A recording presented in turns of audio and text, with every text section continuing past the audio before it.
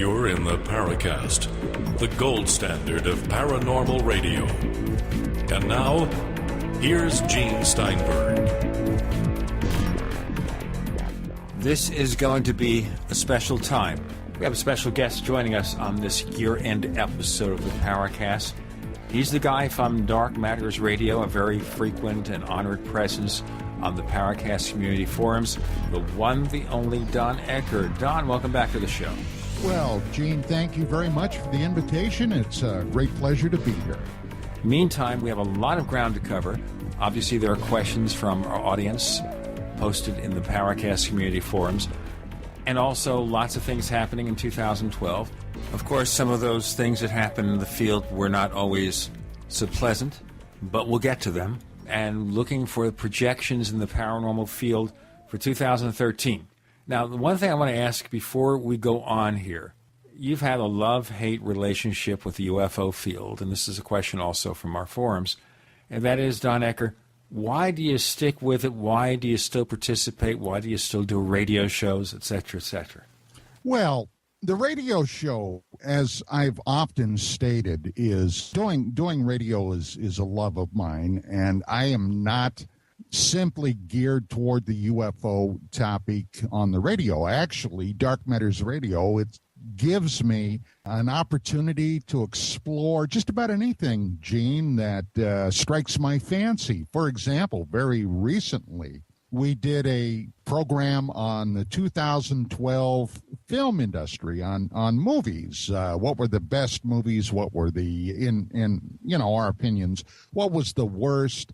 What kind of movies get people up and out of the house to go see them? And it was a fun show to do.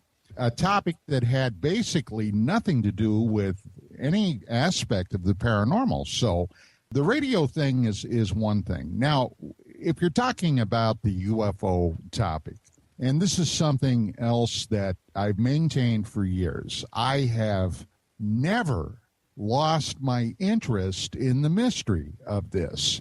The fact that I personally have witnessed, and I believe that there is a very real phenomena out there flying through our skies, to me is beyond any dispute. What that is the mystery, and that's one of the things, I suppose, that kept bringing me back with an active interest in the subject.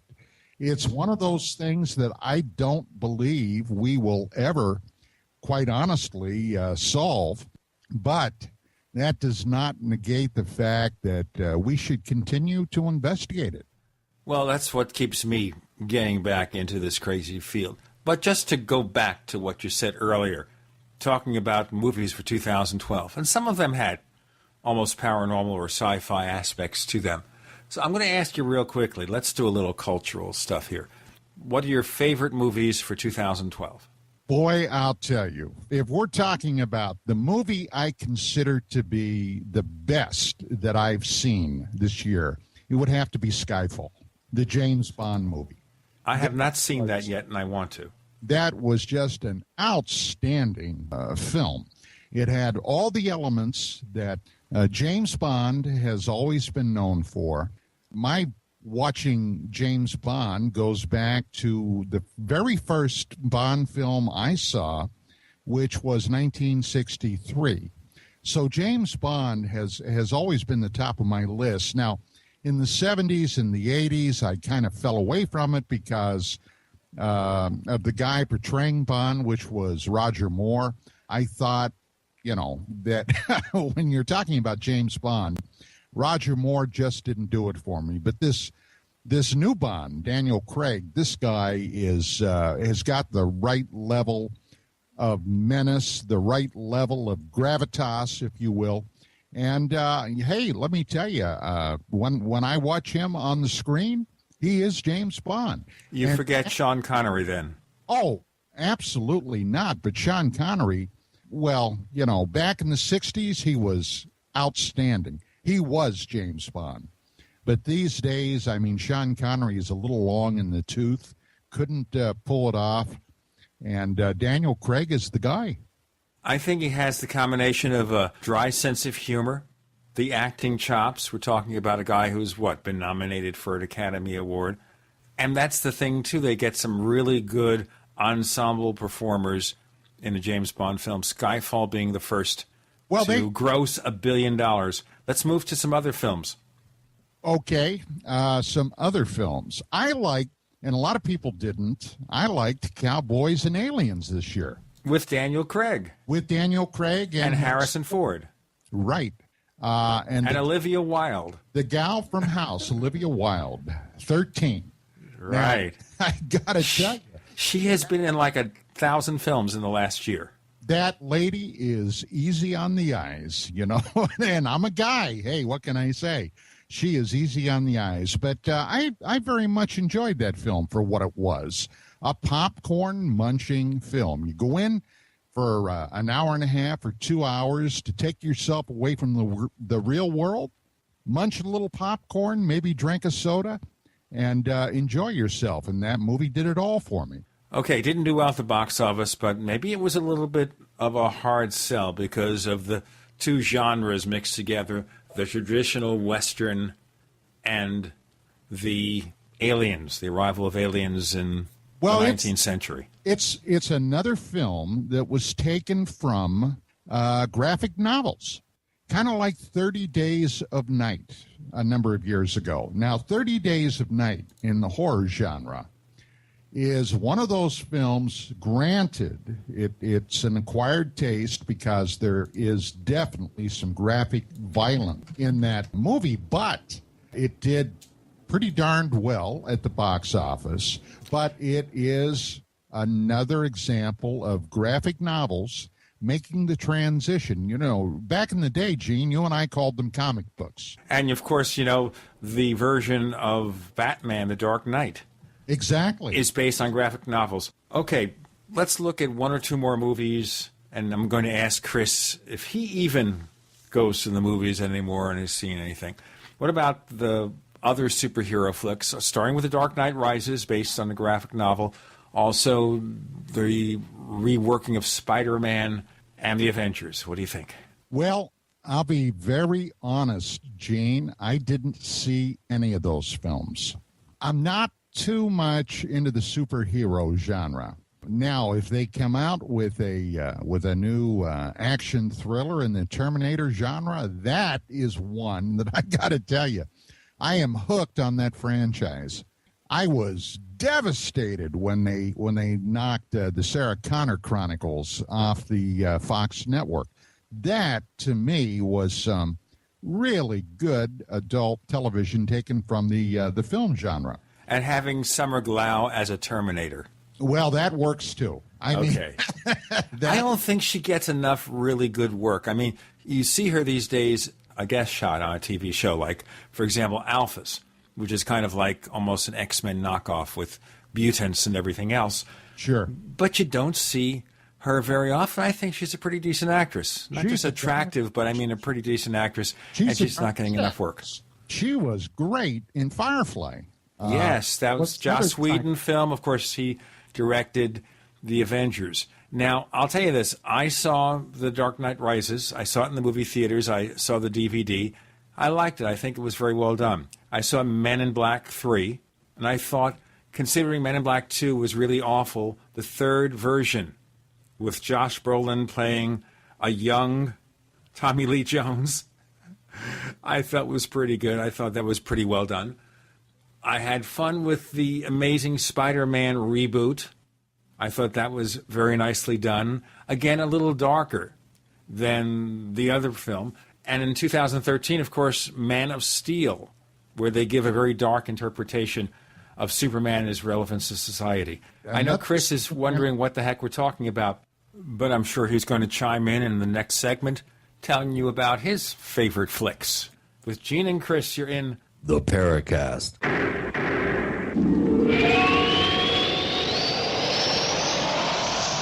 Attack of the Rockoids has been well received by critics and readers alike. It's a thrill-a-minute story you'll never forget. A former U.S. military intelligence officer is haunted by intense dreams about a beautiful woman pleading for his help after a terrible battle in outer space. But the dreams turn out to be true and thrust him into a telepathic love affair with a woman whose faraway planet is intent on destroying the Earth. And now the gripping tale continues in The Coming of the Protectors.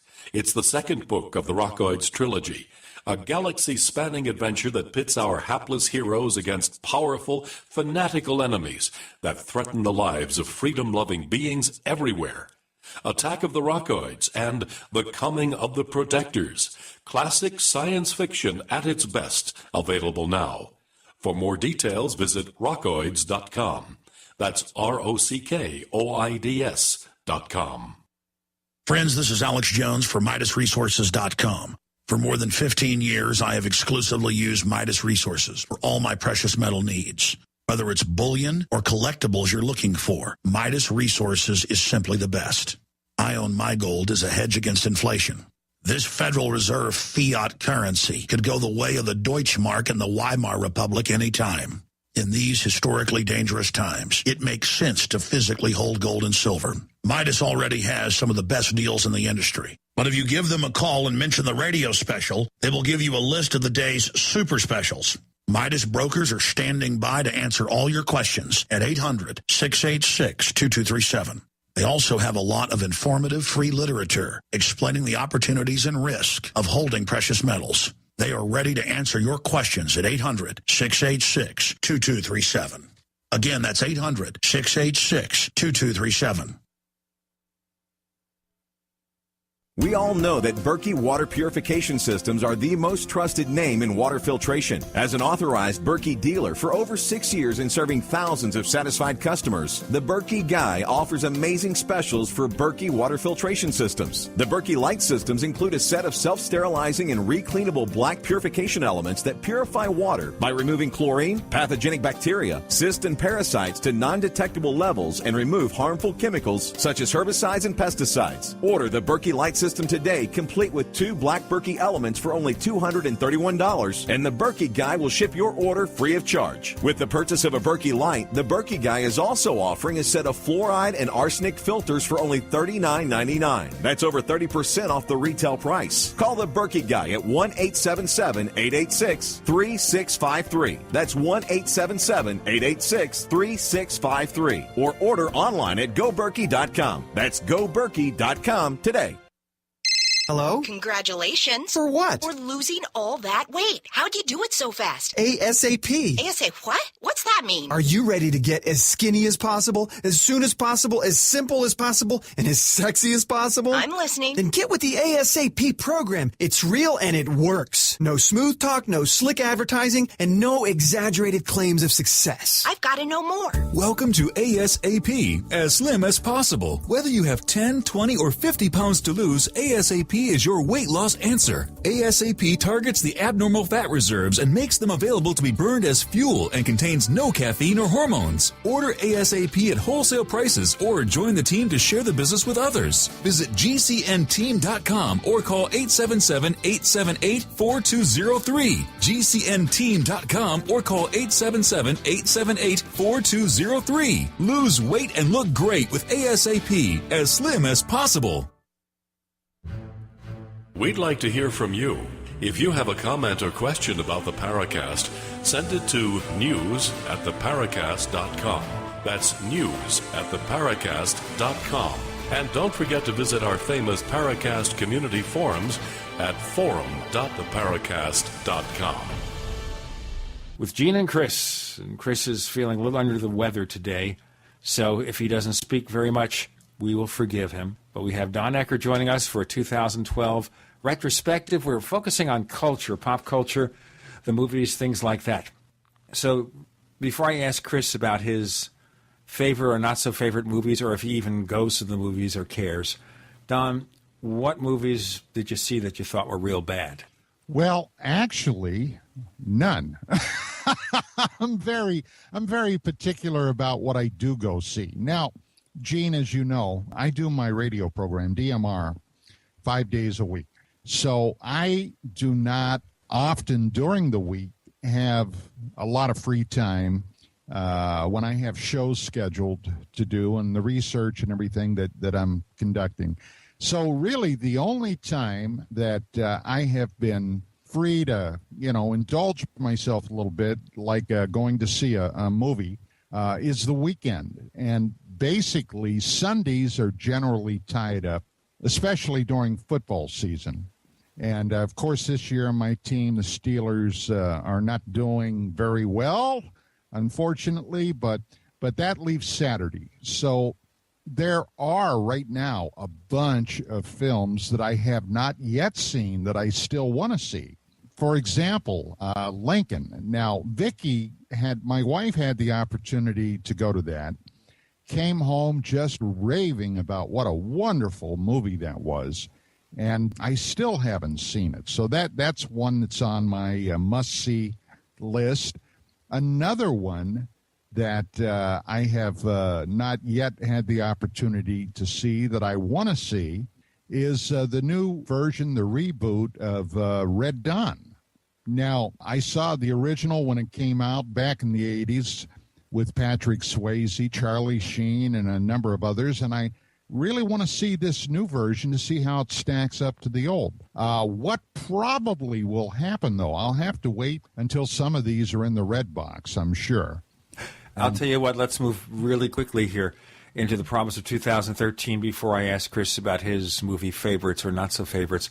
And that is, for 2013, we have Christopher Nolan producing a reboot of Superman, starting from scratch with Russell Crowe as Jor-El. We have Kevin Costner as Jonathan Kent. We have, for example, and this is interesting, Lawrence Fishburne as Perry White. He'd be the first black Perry White. There's no Jimmy Olsen that I know of. Amy Adams as Lois Lane. Henry Cavill, a distinguished British actor, becomes the Man of Steel or Superman. Now, if you've seen the latest trailer, it's showing a darker interpretation. It's showing him in chains before the military. And, of course, one of the military people is played by Christopher Maloney. Used to be with the Law & Order Special Victims Unit show, and he did a short stint on True Blood. He plays a general in this movie. So it looks like they're doing the same thing to Superman as they did with Batman. What do you think that's going to turn out to be, Don? I think that the last thing in the world we need right now is a reboot of Superman. This is one of the things that we discussed a little bit on my Movies of 2012 show. And that is the fact that it seems that Hollywood anymore is simply incapable of coming up with any original ideas or concepts. So they basically take the old concepts and reboot them. Exactly. I understand. So what about the Star Trek reboot? Did you like that? I did. Okay, so there's going to be another one next year. It will not be Khan. By the way, the villain is not going to be Khan. But you see, Star Trek did something that was rather clever. And what that was with this reboot, they ended up going into a different timeline. Now, if you're a science fiction aficionado, you know what I'm talking about. The reboot had, at the very beginning of the film, had time travel coming back, and then some. And if you haven't seen the movie, you really should if you're a Trek fan. It had some things that happened that really deviated away from the original. And if you know anything about the theory of time travel and paradoxes and what have you, it worked for me. What about you, Gene? Well, they put the whole thing into an alternate universe there. And we talk about alternate universes with regard to the UFO mystery, whether some UFOs or all UFOs, some paranormal phenomena is originating from some kind of alternate universe. So this is a concept that we understand. So basically, suddenly the renegade Romulan comes back in time and he changes the future. So we still have Captain Kirk and Mr. Spock and the whole crew and Scotty. But the lives are different. So they could basically throw away all the Star Trek canons and all the stuff in the past except for the basic characters and write new stories. And even if they differ from all the TV shows and the other movies, it doesn't matter. This is an alternate universe. That's how they get away with it. Chris O'Brien, did you see any movies this past year? I saw a few. most of them I wasn't too impressed by. I rarely walk out on films because I'm pretty selective about what I go see, but I walked out on that Batman movie. It was awful. It was terrible. It just depressing. It was, I think, questionably politically motivated. You mean like the 99% and the 1%? Yeah. I really felt it was disingenuous. I literally walked out. A friend of mine and we looked at each other and said, "Let's go," and we did. I can't remember the last time I walked out on a movie. Did you give up on it when? Did you get as far as the point where Batman's back is broken by Bane? Yeah, I think that's about when we walked out. Now, that's something that comes from the comic book, of course. In the comic book, Bane I'm not a big, breaks Batman's back. Guy. I've never been into superheroes and all that. I have a hard enough time playing myself, let alone aspiring to that place. I did see Cowboys and Aliens. Was very let down. I thought it was shallow. It didn't have, with the quality of actors that they had cast in the film. I thought the script was poor. It left me cold. I wasn't impressed. Some of the special effects were decent, but they telegraphed everything. I really didn't like it. Another movie I saw that I didn't like was the Leo DiCaprio movie on J. Edgar Hoover. I thought he did a good job. It was incredibly miscast. It was a decent script, but again, it left me cold. Okay, no disagreement there. I felt just about the same about Hoover. One movie I did see that I liked a lot, surprisingly so, was The Artist. I really felt they did a good job in that, and it's rekindled my interest in the silent movie era. From the early 1900s through the late 1920s, and I've actually started researching some of my film school directors, Jean Cocteau and other French directors, and also the German impressionists and expressionist filmmakers. So that was actually very very good and inspiring to me. I think they did a very good job. We're going to have to do this good job here and break for our benefactors. With Gene and Chris, you're in the Paracast.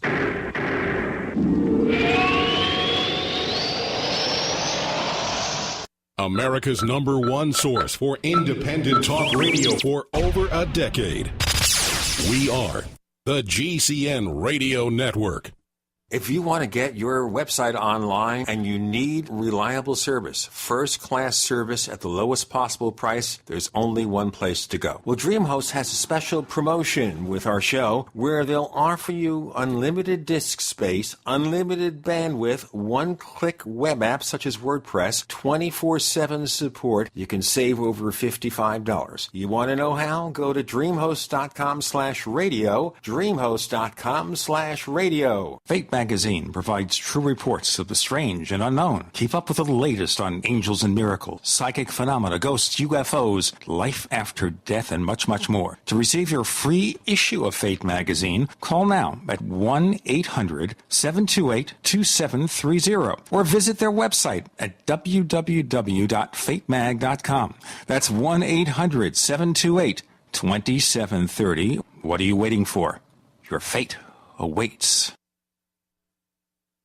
If you owe the IRS back taxes, listen carefully. Sweeping changes to IRS policies will help more people than ever eliminate their tax debts once and for all. And now, I can help you reduce or eliminate your tax debts and end your tax nightmare. Hi, I'm Dan Pilla. I've helped thousands of people reduce and eliminate tax debts they couldn't pay. And after more than 30 years of experience dealing with the IRS, I can tell you there's no such thing as a hopeless tax case. And with the IRS's new policies, it's easier than ever to put your tax debt behind you once and for all. Call now at 800-346-6829 to learn how I can help you. You know your IRS debt will not go away by itself, but you don't have to live in fear anymore. Call 800-346-6829. Learn how I can help you eliminate wage and bank levies, release tax liens, and negotiate a settlement with the IRS that will put your tax nightmare behind you forever.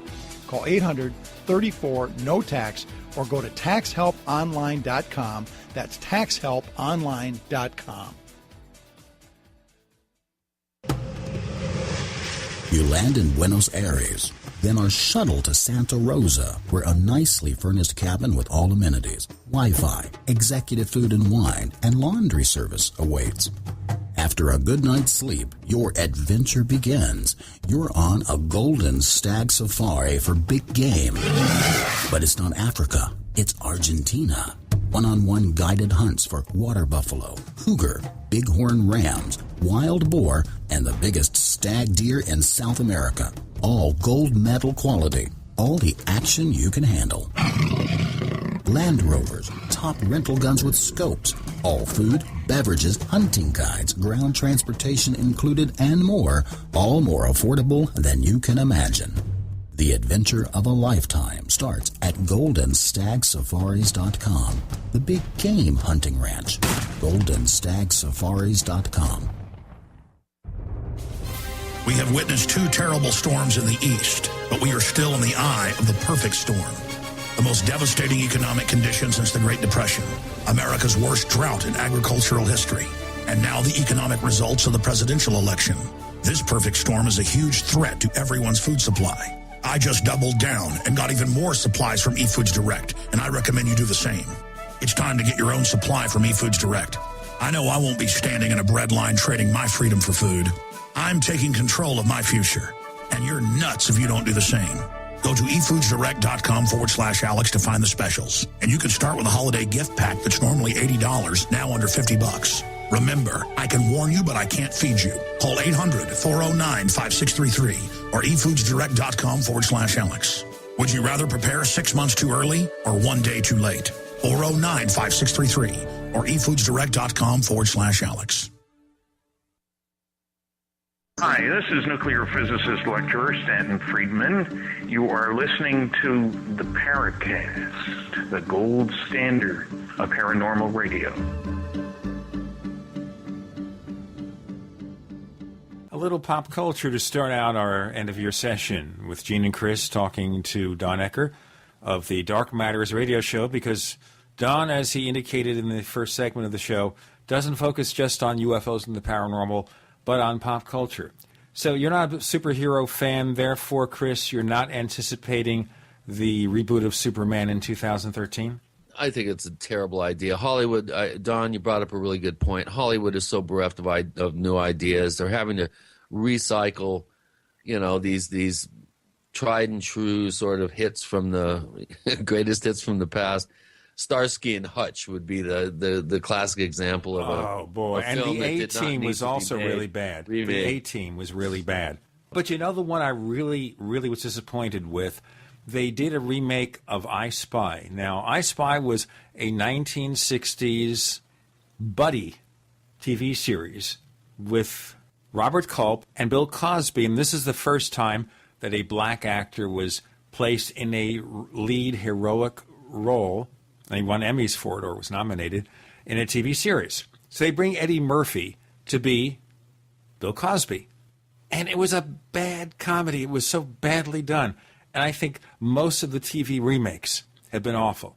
I think on a rare occasion you do see things. I happen to like the way they handled The Dark Knight on the movies. If you don't like it, that's where we go. So what about the Star Trek reboot? Chris, did you go for that? I actually... I liked it. I thought the actors were really well cast. I think the plot was kind of a retread of, a number of Star Trek movies and episodes from the past.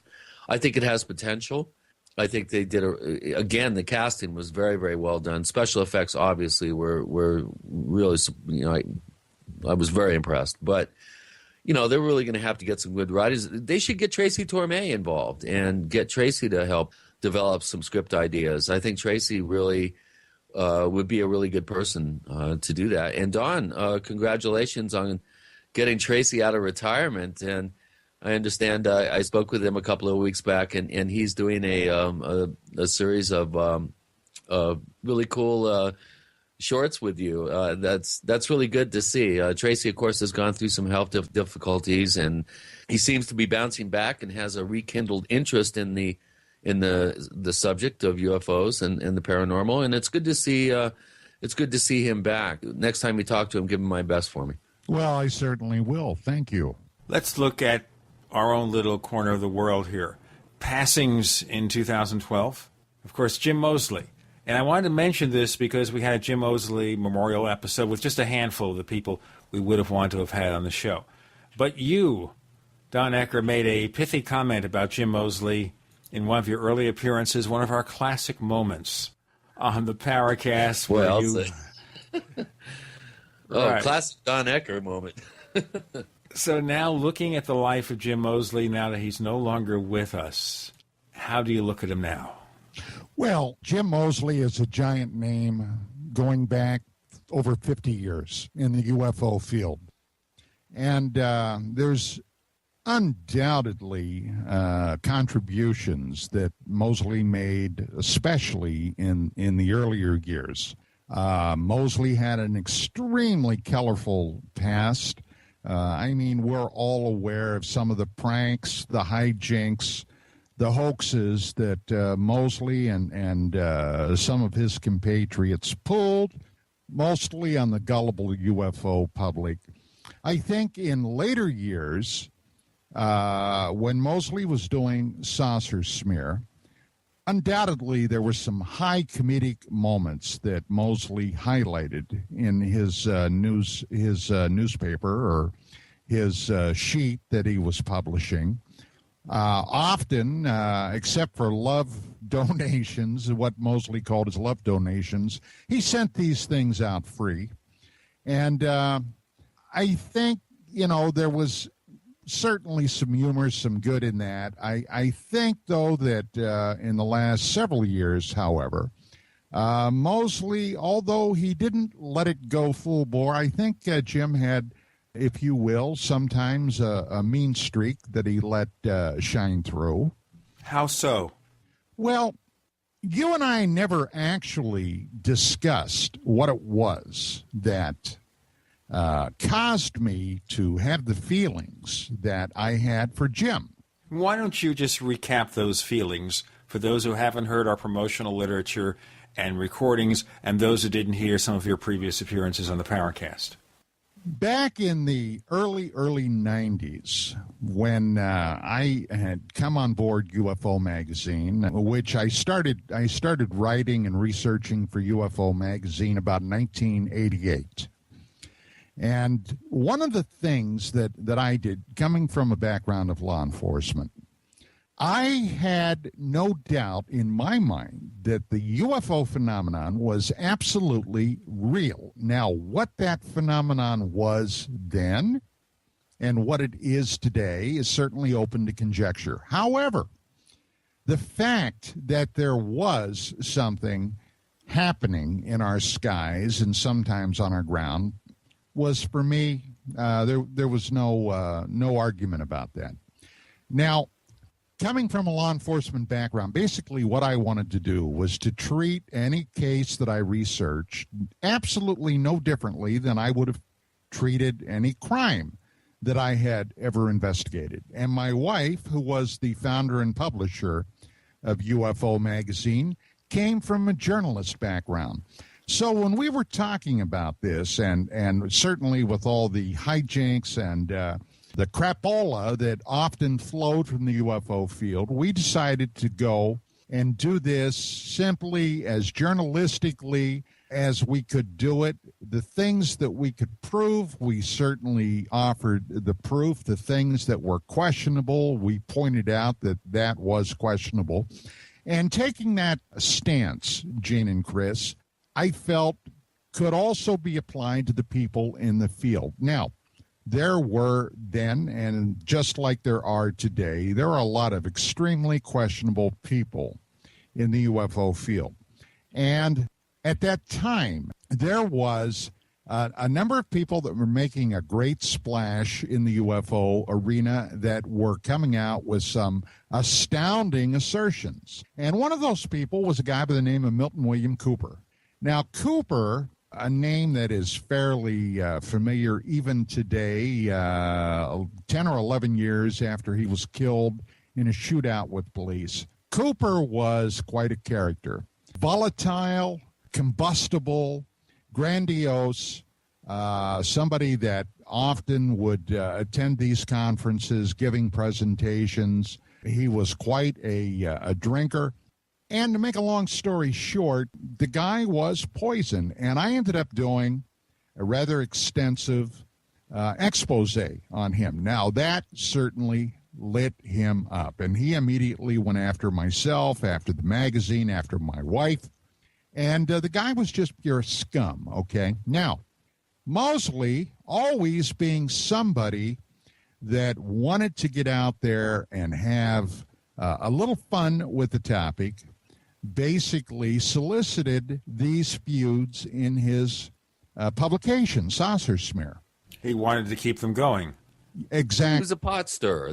It's one of the things that I really liked about Jim is that he was a pot stirrer, but sometimes it went a little bit overboard. Well, what he did, and this is the thing that he did, Cooper sent some letters to Mosley and claimed that I had totally fabricated my military background, that I had never served in the military, that I had never been a Vietnam veteran, that I had never been a police officer, and that my wife, had been co-opted by the CIA because she had been a bookkeeper back in Washington, D.C., for the Sidney Biddle Barrow Mayflower Madam. I'll tell you what, we'll get into much more of this and why there was a falling out, so to speak, between Don Ecker and the late Jim Mosley. With Gene and Chris, you're in the Paracast.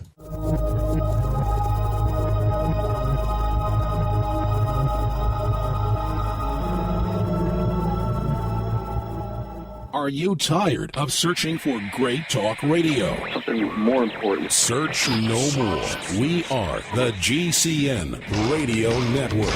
We also have swag. We have all these exclusive Paracast things that you can buy. We've got 60 or so different items. And entails T-shirts, sleeves for notebook computers, iPad cases, mouse pads, the Paracast Jumbo tote bag, all sorts of T-shirts and jackets and stuff like that for men and women. We have a Paracast aluminum water bottle. All this stuff, you go to store.theparacast.com, store.theparacast.com.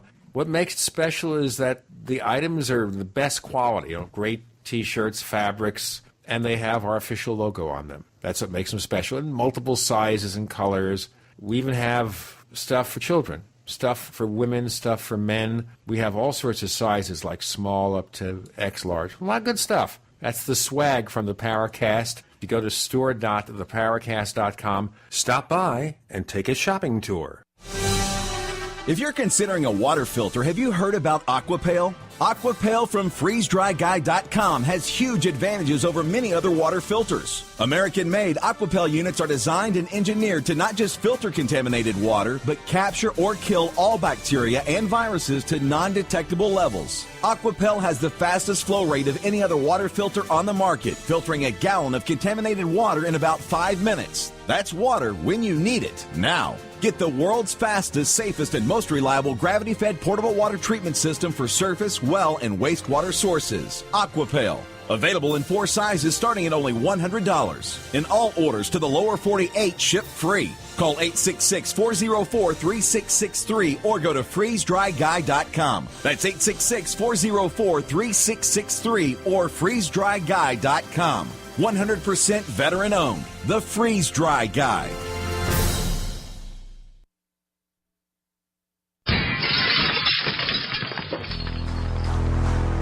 In the U.S., 1 in every 50 homes will have a break-in this year. Burglars call it smash and grab. Police call it robbery. We call it avoidable. We are Fake TV, a simple electronic device that can fool even professional burglars. Fake TV easily plugs into any outlet and simulates the changing colors of a television. To a burglar, it looks like someone must be home watching TV, so they'll likely move on to an easier target. At only $34.95, Fake TV costs less than a month of most alarm monitoring plans and makes a great Christmas gift, or it's perfect if you're traveling over the holidays. Order your Fake TV by calling 877-5-FAKE-TV or go to faketv.com. That's 877-532-5388 or faketv.com. Fake TV, the burglar deterrent. I have bought a few bottles of Heart and Body Extract and have to say that it certainly does work. That's what Jack from Michigan had to say after his experience with heart pain and what he did to treat it with Heart and Body Extract. I actually had a huge heart flutter. I was also having some edema around my ankles and very worrisome clot in my right leg that would happen from time to time. I was trying to sleep. Heart and Body Extract is all natural with no negative side effects. It will help repair or correct past problems associated with the heart and body circulation. After my second bottle of Heart and Body Extract, all problems are now gone. Order at hbextract.com or call 866-295-5305. I ordered a third bottle of Heart and Body Extract for maintenance as I want to keep everything working. Order Heart and Body Extract at 866-295-5305 or hbextract.com. Heart and Body Extract for a long and healthy life. This is Leslie Kane, and I'm with the Coalition for Freedom of Information, and you are listening to the Paracast. With Gene and Chris in the Paracast, our year-end show featuring Don Ecker of the Dark Matters radio show. And now we're talking about the late William Cooper's allegations against Don Ecker that I gather Don Mosley printed. Yes, he did. Now, here was the thing. We were journalists, okay? We were journalists that were publishing and researching and what have you, UFO magazine. Now, what does a journalist do when he or she is out covering a story and they're taking quotes, and some of these quotes were certainly litigious in a courtroom setting? They get all sides of the story. Well, Mosley never bothered to call us up or anything about these allegations that Cooper had made. Now, what he did do was he called up Russ Estes, a television producer, who was a friend of mine and somebody that Mosley also knew very well. And he asked Estes about these allegations that Cooper made. And Russ, whom knew me very well, told him, "Oh, Jim, that's absolute crap. Okay, Cooper is basically, he's a nutcase." Well, Mosley never called me, and he went ahead and he printed these anyway after Estes had told him that it was untrue. Now, when I read that, I had an explosion, and I was determined, okay, Mosley, I'm going to sue you. So I started talking to attorneys, okay? And the fact of the matter was they wanted starting at $5,000 up front to even begin to initiate a lawsuit. Now, that's interesting here, too, because some attorneys, wouldn't they do this on contingency if they think they could win something, win damages? This is L.A., baby. Okay. This is L.A. They want to see the money up front. And the cheapest attorney that I could find wanted $5,000 to begin this litigation. And I didn't have it, because had I have had it, I would have been happy to go after Mosley. So that was the bone of contention that lay in my breast for many, many years. So when you talked to me that very first time on the Paracast, and you were asking me about my impression. This is when I had actively left research about various people in the field, and you mentioned Jim Mosley. Well, that was a spontaneous eruption. You said, quote, I said, if Jim Mosley and I were walking in the desert 1,000 miles from any water source, and Jim self-combusted in front of me, I would not piss on Jim to put the fire out. That's what I said. One of the classic moments. Now, indeed. Now, looking at that in retrospect, have you come to forgive Jim for what he did for publishing that letter? Well, it's water under the bridge. Jim has... Or something else under the bridge in this case. Right, and Jim has left the stage, so I've come to terms with it. I mean, there's not a heck of a lot I can do about it now. But no, that will always remain probably a somewhat of a bone of contention in me. But I certainly didn't want to see Mosley go in the circumstances that he went. I felt bad about that. Well, it wasn't, as ways to go, the most pleasant departure. But, you know, Jim was the kind of person who could be a trickster in his own way. He liked to stir up the pot. And if there was information about somebody that was unfavorable, even if that person was a friend, and he sometimes ran things about me that maybe I would have preferred he didn't run. In fact, there was going to be something about me in the final issue of Saucer Smear, but I don't know if it will ever see the light of day. It was printed, and I don't know when or if it'll be distributed. But if we look at Jim Mosley today, you know, he did some pretty good work early on. Of course, he published the Adamski expose issue. He kept the interest up when things were not going too well. Do we look at Jim as primarily a UFO pop culture kind of person, or what? I think we would almost have to. His name is synonymous with people like Donald Kehoe, with Ivan Sanderson, Long John Nebel. You know, I came across some recordings of the Long John Nebel show, which was, you know, the godfather to anybody that's ever done a radio program dealing with the paranormal or UFOs. Before Art Bell, ladies and gentlemen. There was no Art Bell when Long John Nebel was around, but he wasn't just the progenitor of the paranormal talk radio. Talk radio in general, he was one of the pioneers. Well, he was, and he went from the 50s all the way up through the mid-1970s.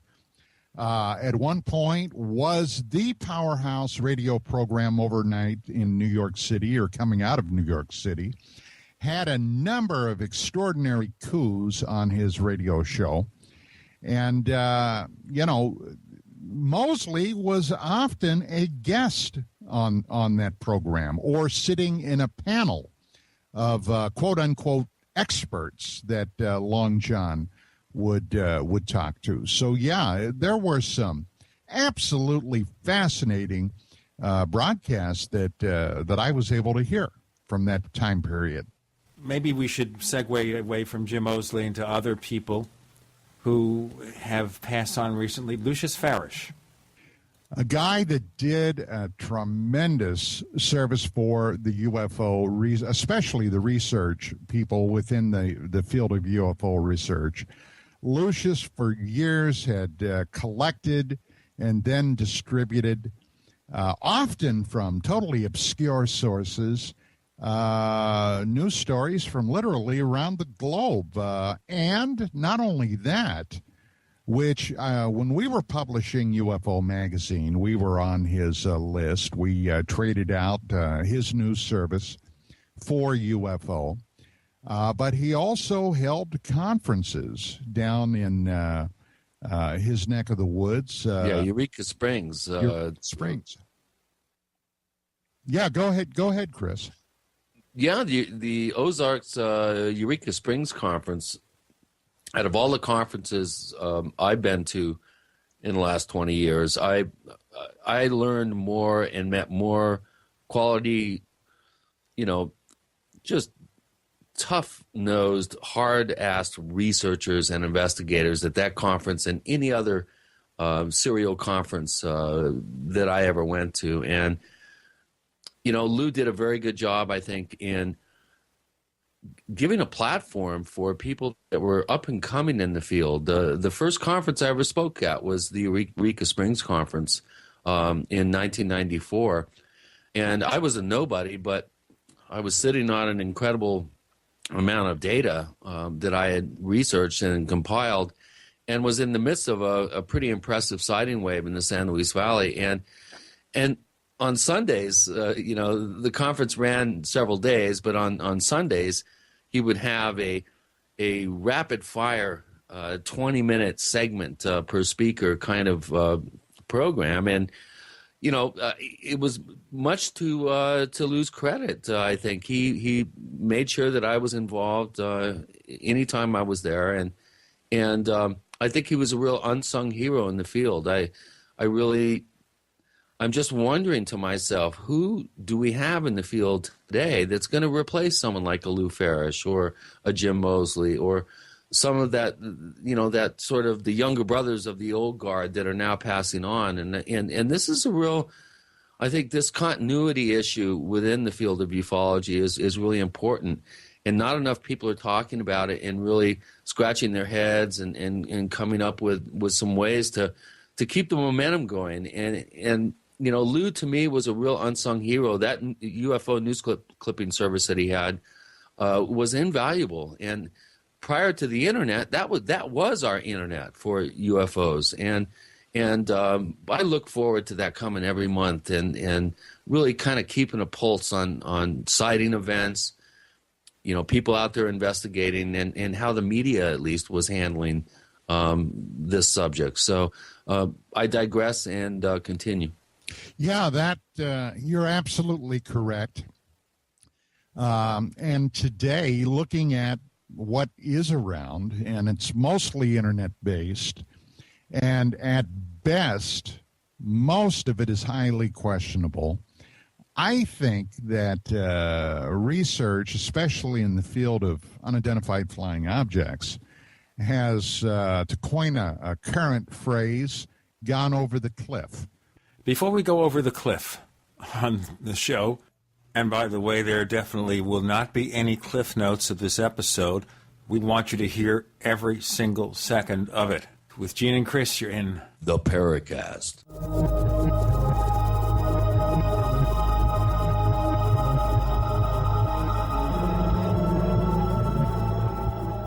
The GCN Radio Network, providing the world with hard-hitting talk radio. GCN. Great talk radio starts here. Hi, this is Ted Anderson. If you'd like to listen to GCN programs on the go, I have great news. GCN has created a Droid and iPhone application, and it's free. Just as easy as going to GCNlive.com, click on the banner, and download. Before you know it, you'll be listening to your favorite hard-hitting GCN shows, live or on demand, right on your Droid or iPhone, 24/7 and on the go. So download the Droid and iPhone app free by clicking on the banner at GCNlive.com. Thanks again for listening to GCNlive.com. Again, that's GCNlive.com. We the people grow cotton, weave fabric, engrave ink, embed strips and fibers to protect from counterfeit, then carting to a private bank, having it lent back at interest, forcing taxes to service debt. This capitalism, or was Jefferson correct when stating a central bank issuing the public currency is a greater menace to the liberties of the people than a standing army? Ted Anderson, I'm placing a free silver dollar in a book that explains our monetary system. Call for your copy, 800-686-2237. It's time to understand the system. Call 800-686-2237. That's 800-686-2237. Preparedness is simple when you have the right stuff. And with the looming threat of economic collapse and possible service interruption, it's time to get the best-in-class preparedness stuff at disasterstuff.com. Disasterstuff.com has been serving smart preppers for over 15 years with quality products like Berkey water filters. Disasterstuff.com is the official Berkey in-stock shipping center. And as always, free shipping on all Berkey products. Stock up on water barrels and accessories. Get Country Living or Wonder Mill grain mills, Excalibur food dehydrators, Tatler reusable canning lids, Sun oven solar cookers, EMP bags to protect sensitive electronics. And don't be without your Life Straw personal water filter, all from disasterstuff.com. Preparedness is simple with the right stuff from disasterstuff.com. Freedom through self-reliance and personal responsibility. We'd like to hear from you. If you have a comment or question about the Paracast, send it to news@theparacast.com.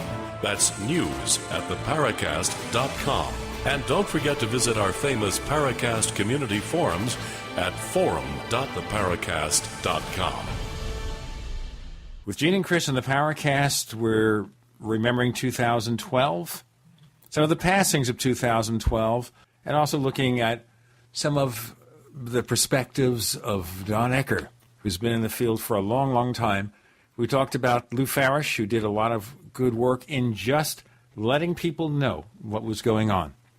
That was one of his biggest contributions, to let people know what was going on in the field, give people all these updates, because a lot of times you had these stories about UFOs that would appear in a small newspaper somewhere, And it wasn't like the internet where something happens, it goes viral. There was no viral spread of information, and you wouldn't even know that there was a sighting or some unusual event, and people like Lou Farish would spread it. Today, would we need that kind of service, or do you think the internet provides a proper way of getting this information, Don? I do not think the internet provides a way. You know, there's a fallacy out there today among people that consider themselves UFO research aficionados. And that fallacy is, and I think Chris will probably agree with me, that you can do all of your research on the computer.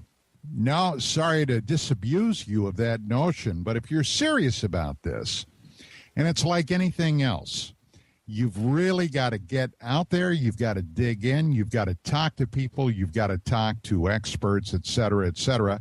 And that's just simply not being done to any great extent that I can see. Yeah. Chris, would you? I totally agree, Don. I think the internet is a really good resource to kind of clue you in on something or give you a heads up on something. But you got to turn your computer off and start dialing the phone. You have to start, cultivating personal relationships, talking with people, gathering sources. Those sources will feed you leads. Those leads will feed you other sources. You need to get confirmation of events. You need to get corroboration. It's like conducting a criminal investigation. Exactly, Don. And any law enforcement person will tell you that you've got to dig. You can't take anything that comes across the internet at face value, even if it comes from the New York Times or the History Channel website or whomever.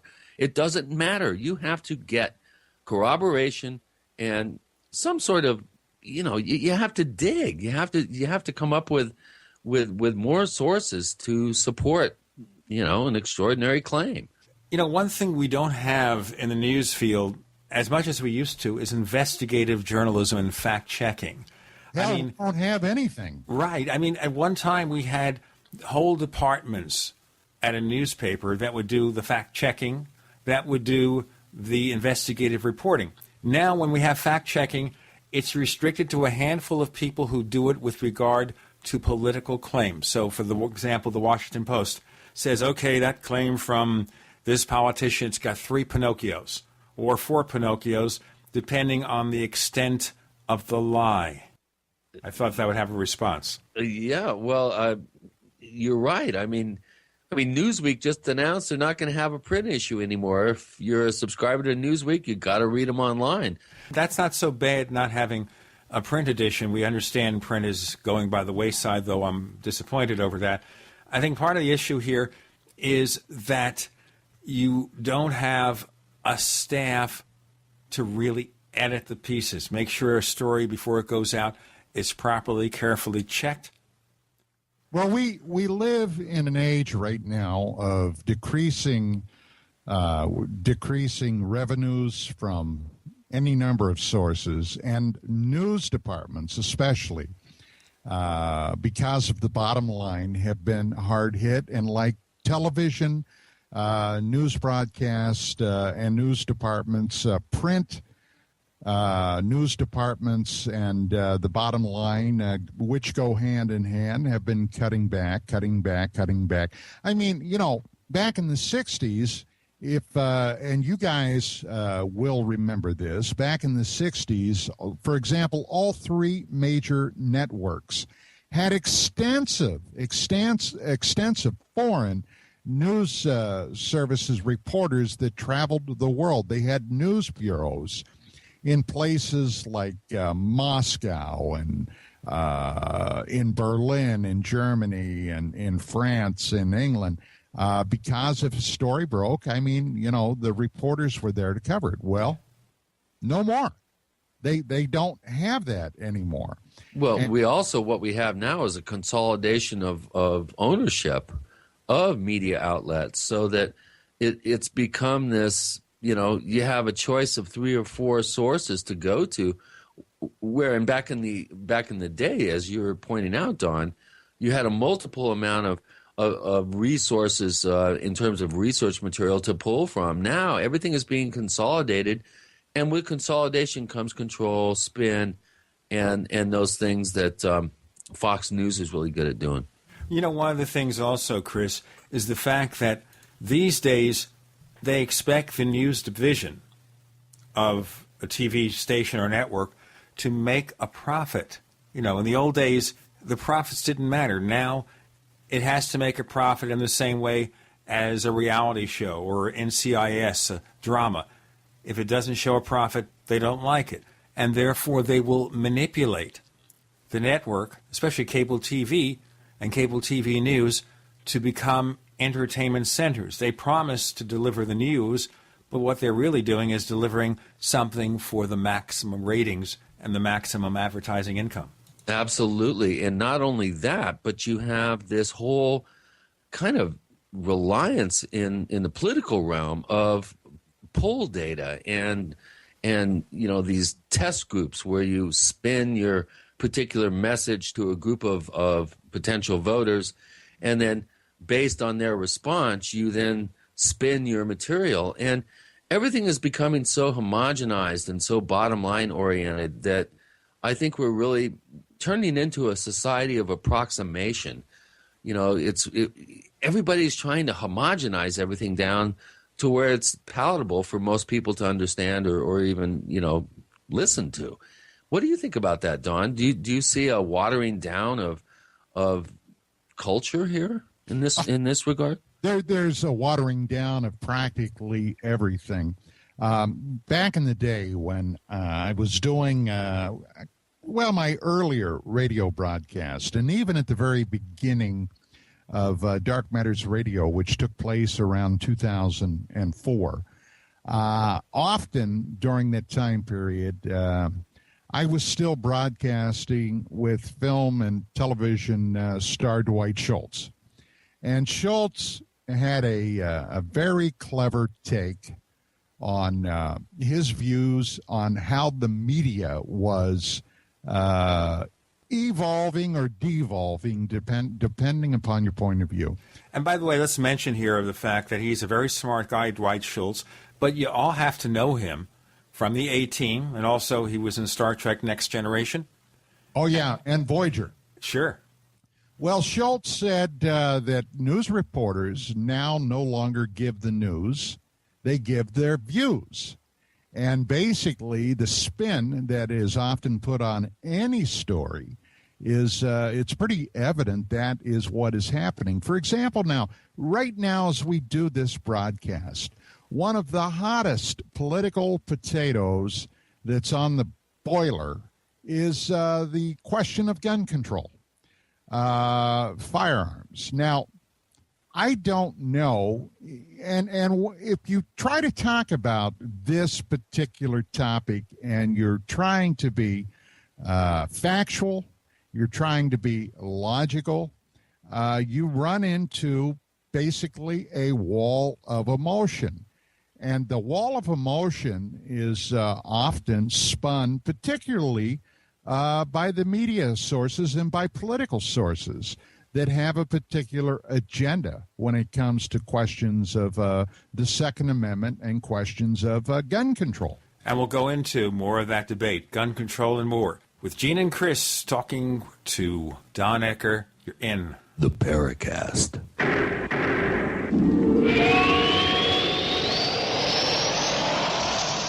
Attack of the Rockoids has been well received by critics and readers alike. It's a thrill-a-minute story you'll never forget.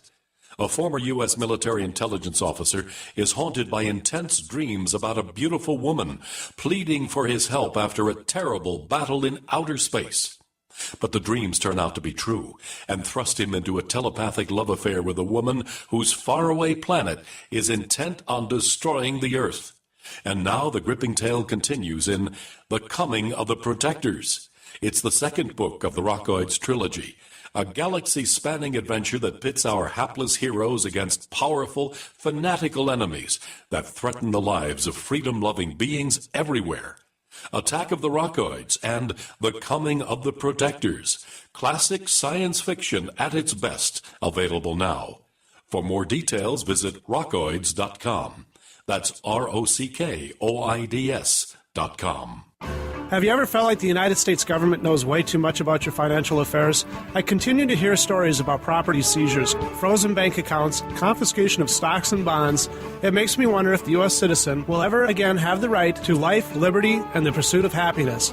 Unfortunately, with the Drug and Money Laundering Act, the IRS Revenue Ruling 6045 of 1984, and the Trading with the Enemy Act and Franklin D. Roosevelt's Executive Order of 1933, some precious metal holdings are subject to government intervention. For this reason, Midas Resources has prepared a report explaining the boundaries of trading precious metals privately. Whether if you have any intention of trading with Midas Resources or not, I have instructed my representatives to give this report out free. Call for your free copy at 1-800-686-2237. When investing, always proceed with caution. Again, call 1-800-686-2237. Exercise your legal right to trade metals privately. 1-800-686-2237. We all know that Berkey water purification systems are the most trusted name in water filtration. As an authorized Berkey dealer for over 6 years and serving thousands of satisfied customers, the Berkey Guy offers amazing specials for Berkey water filtration systems. The Berkey Light systems include a set of self-sterilizing and recleanable black purification elements that purify water by removing chlorine, pathogenic bacteria, cysts, and parasites to non-detectable levels and remove harmful chemicals such as herbicides and pesticides. Order the Berkey Light system today, complete with 2 black Berkey elements for only $231, and the Berkey Guy will ship your order free of charge. With the purchase of a Berkey Light, the Berkey Guy is also offering a set of fluoride and arsenic filters for only $39.99. That's over 30% off the retail price. Call the Berkey Guy at 1-877-886-3653. That's 1-877-886-3653. Or order online at goberkey.com. That's goberkey.com today. Hello? Congratulations. For what? For losing all that weight. How'd you do it so fast? ASAP. ASAP what? What's that mean? Are you ready to get as skinny as possible, as soon as possible, as simple as possible, and as sexy as possible? I'm listening. Then get with the ASAP program. It's real and it works. No smooth talk, no slick advertising, and no exaggerated claims of success. I've got to know more. Welcome to ASAP, as slim as possible. Whether you have 10, 20, or 50 pounds to lose, ASAP is your weight loss answer. ASAP targets the abnormal fat reserves and makes them available to be burned as fuel and contains no caffeine or hormones. Order ASAP at wholesale prices or join the team to share the business with others. Visit GCNteam.com or call 877-878-4203. GCNteam.com or call 877-878-4203. Lose weight and look great with ASAP, as slim as possible.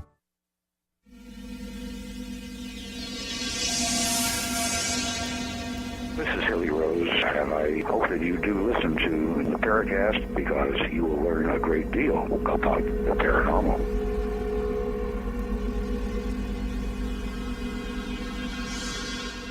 With Gene and Chris in the Paracast, we have Don Ecker of the Dark Matters radio show, exploring pop culture, UFOs, the paranormal, and lots more. And we were focusing here on the questionable, controversial subject of gun control and the Second Amendment. Don?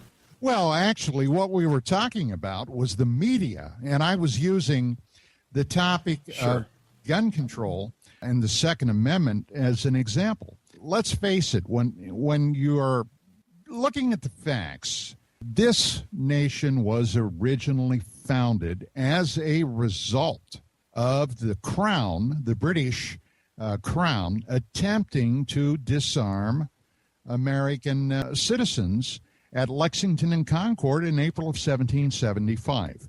That is the geographical location where the shot heard around the world was fired. That was the spark that caused the American Revolution. Now, the same thing today. There are people that are absolutely passionate about this on both sides of the equation, whether you're for or against gun control. Now, the media traditionally has always turned a very jaundiced eye on this. Now, the simple fact of the matter is, if you're talking about gun control, you're talking about laws that are already on the books. Now, Who obeys those laws? Well, traditionally, honest citizens and law-abiding citizens are the people that obey laws. Who doesn't obey laws? Well, criminals. And criminals, if they want to carry out some nefarious act, it won't matter how many laws are on the books. Right. Locks only keep out honest people. Exactly. And criminals will somehow come up with a pair of bolt cutters. Well, so when it comes to gun control, Don, it's not the gun. The gun is the method of the crime. It's the criminal. It's the gun wielder. Well, if it ever comes to, for example, the attempt by the federal government to ban and go out and confiscate firearms, I was just recently briefly talking about this very topic with someone, and I said, when I was in the Army, they taught me a lot of nefarious things to do involving everything from firearms to knives to explosives. I said, do you realize that even with a total ban on guns, which, number one, would never work, we banned heroin and meth and cocaine, and how many other, substances have we banned? And has that stopped any of it? Of course not. As long as there is a black market for something, it doesn't matter what the government says.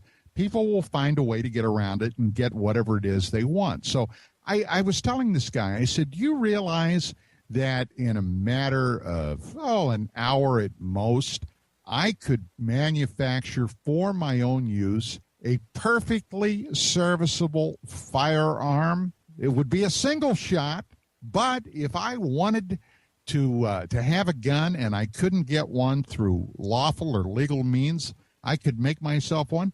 And the guy said, what are you talking about? I said, well, this is what you do. And I explained to him how I would go about making a single shot item that would be perfectly good for one shot. And he said, well, how would you power it? And I said, what do you mean? He said, well, what would you use for gunpowder? And I said, match heads. He said, match heads? I said, you bet. You get, a dozen or maybe a dozen and a half books of matches, scrape all that material off the match end, grind it up, put it down the barrel, put your projectile on top of that, and, buddy, you've got yourself a perfectly suitable single-shot weapon that's only good at close range, but, hey, it works.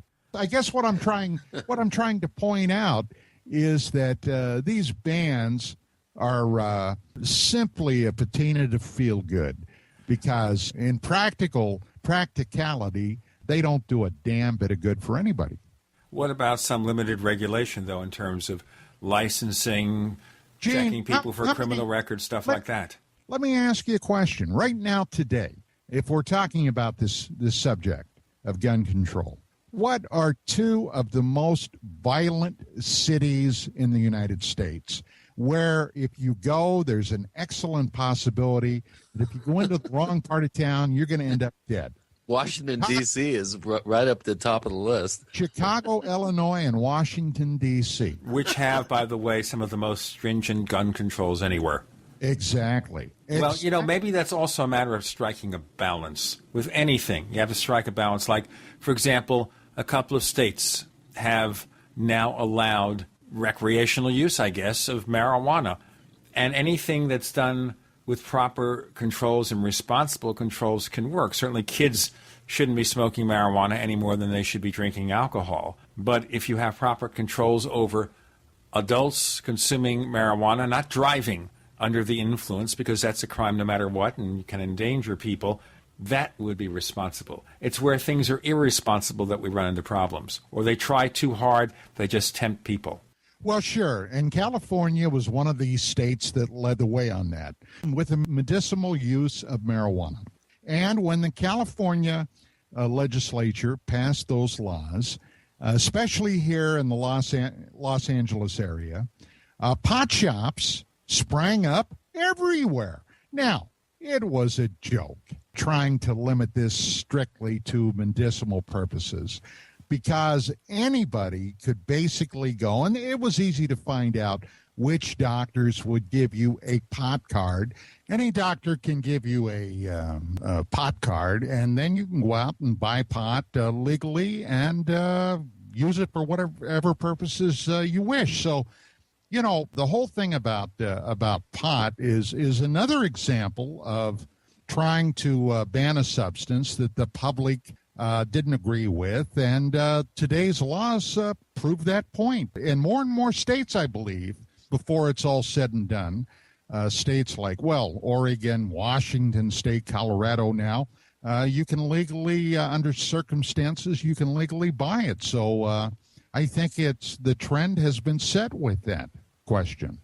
Well, that's another thing, too. I think in the end, I suspect, at least as long as you have the current administration, the current points of view, that this is going to be a trend and that marijuana will ultimately become more legal in more places. But again, only concern here is just people driving under any influence. Well, let me just say this, that when I was a cop, believe me, I would have much rather had to deal with somebody that was smoking pot than somebody that had a belly full of beer. Let me tell you, because I have very, very seldom ever seen anybody doing pot that got violent, but you certainly couldn't say that about drunks. Yeah, it sounds to me like that would be the most, as they say, questionable thing, because someone who's drunk can become violent. Someone who is stoned on pot tends to mellow out, I guess. We're going to be mellow here because you have Gene and Chris and you're in the Paracast.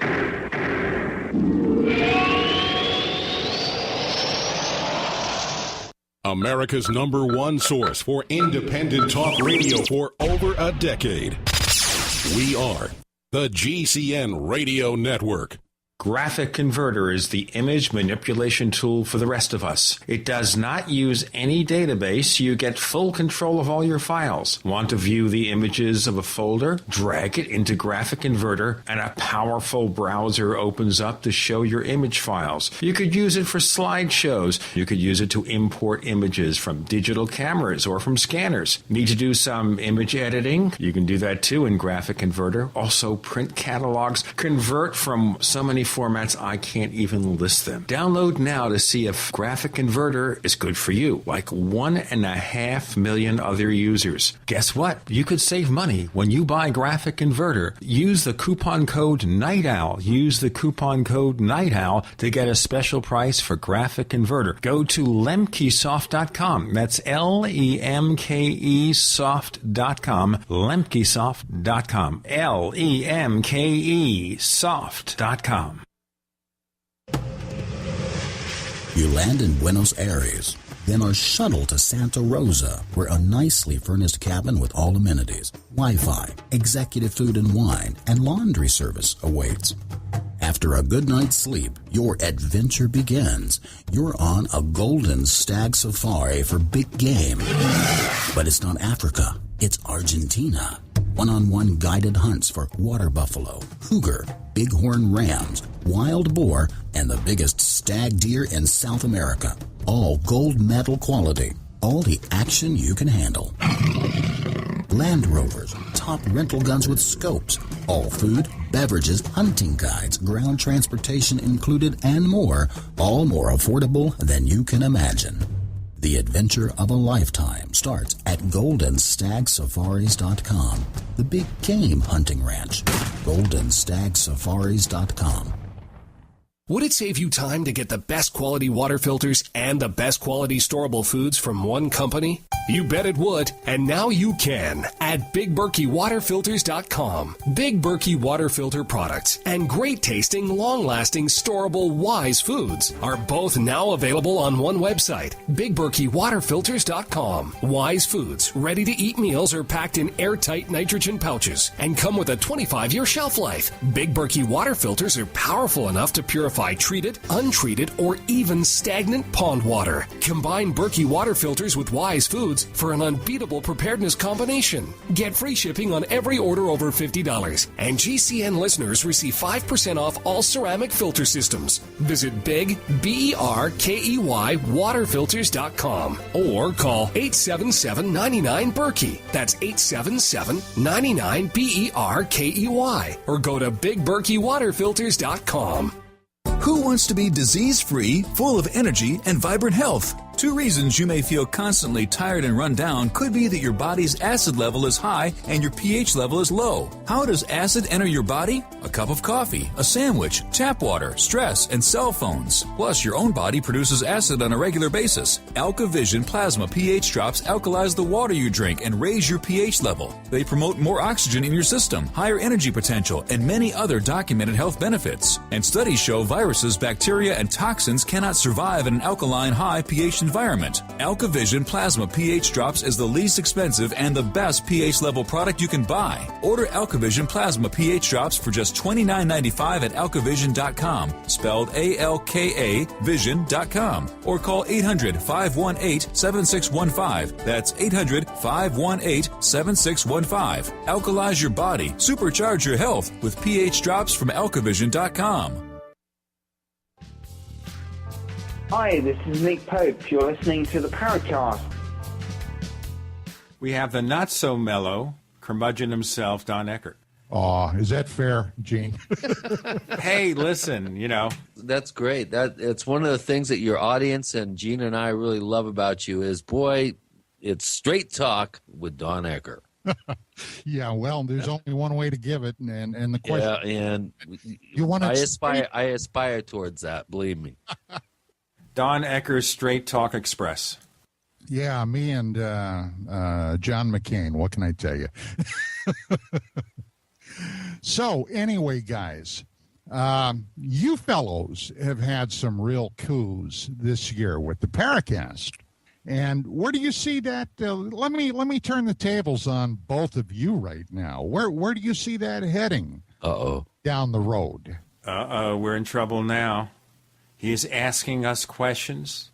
Well, that's a really good question, Don. I mean, this past year has been very eventful. And, I think the Paracast and your show and just a handful of other shows, at least in the paranormal realm, have kind of assumed the mantle of being the cops here. And we really need to self-police ourselves in this field and weed out the chaff and separate the signal from the noise and focus on what may be the most viable avenues for new insight, new understanding, new awareness about this very complex subject.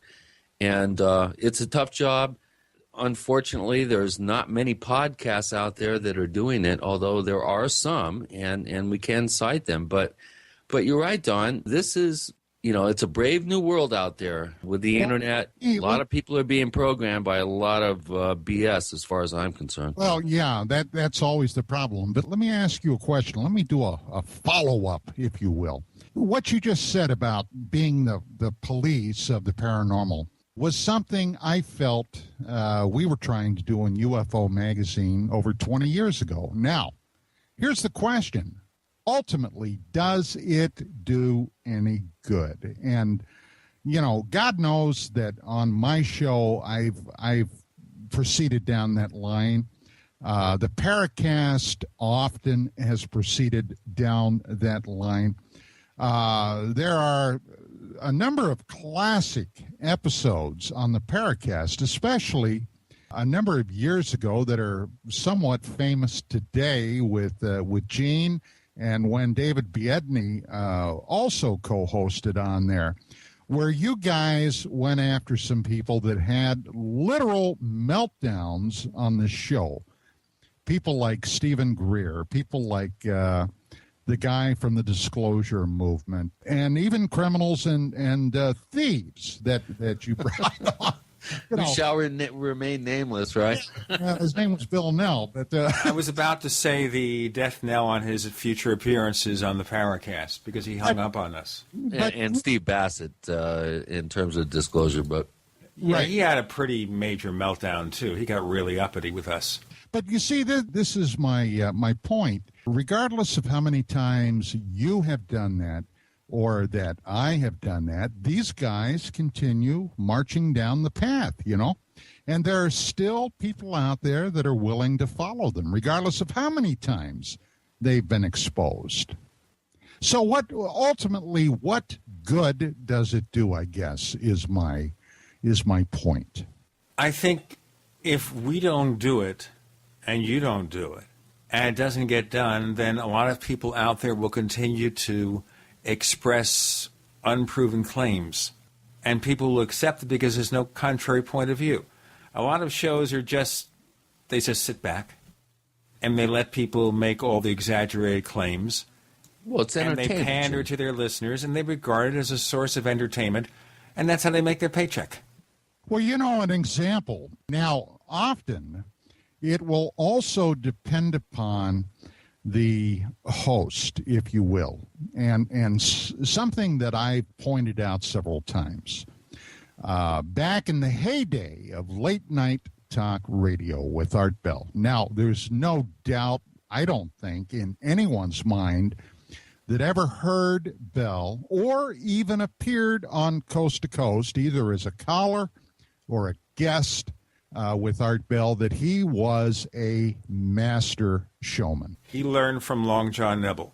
Long John Nebel was the kind of person who would occasionally pull pranks just to keep an audience. Exactly. Now Art, over the years, had a number of people that he would bring on because it was entertainment. Now, the one guy that I invariably will point to is Ed Dames, who has for years himself as a remote viewer. Dr. Doom, okay? And I couldn't tell you. Now, we just recently had on DMR, we had an apocalyptic show, the End of the World show, which, of course, guys, in case no one mentioned it, we're still here. But, there were people out there that believed the world was coming to an end. And Ed Dames, often through his remote viewing prowess, would predict the end of the world for many number of things. And Art would sit there and ooh and awe and never challenge him. But yet, in a very famous incident back in February of 2001, I was a guest on Art's show. And I was talking about lunar transient phenomena and had sent Art a number of photographs. And my golly, you'd have thought I was trying to sell ownership deeds to the Brooklyn Bridge, the way Art, in a very polite way, how he came after me. And, claiming until I actually metaphorically, pointed his nose at some of the things I was describing. And even then, Bell, who admitted he saw what I was describing, said, well, are you sure, Don, that we're just not looking at too many pictures or, So basically, it all depends upon the host, whether they're really being upfront and honest or whether they have their own agenda to push. And I could never understand that because some of the things that Art had pushed over the years, well, I mean, he had some real crazy shows in the past. Well, I think that was also the problem with Long John Nebel, that sometimes he would expose somebody, let them look like a bunch of fools, and other times he'd get them on the air and he just let them go and let them do their thing. And one time there was a scene where they were talking, I think, about the Men in Black. And he said something about nobody was going to cut us off the show. And then music started playing. And they had this hoax where supposedly they got a call from someone in management over at WOR. This is back, in the late 50s, early 60s. The engineer gets this phone call to stop the show and start playing music instead. That, of course, was one of Long John's tricks. You're not going to see that here at the Paracast, and I'm sure on Don's show. I think, one thing that's really important is we need to get, ratchet up the seriousness here in this field. How can people really know some sort of editorial stand in this subject area if you're willing to do a Mosley or a Neville or suspend your disbelief like George Snorri or Art Bell. That's why your show, Don, and the Paracast, I think, are really important because, we got our game faces on here. Sure, we'll laugh at the jokes and we'll try to get our guests to feel, comfortable to come forward and talk about, their work and all that. But we don't go there. We're not in this for the entertainment value. We're in this to get to the truth, and that's what's important.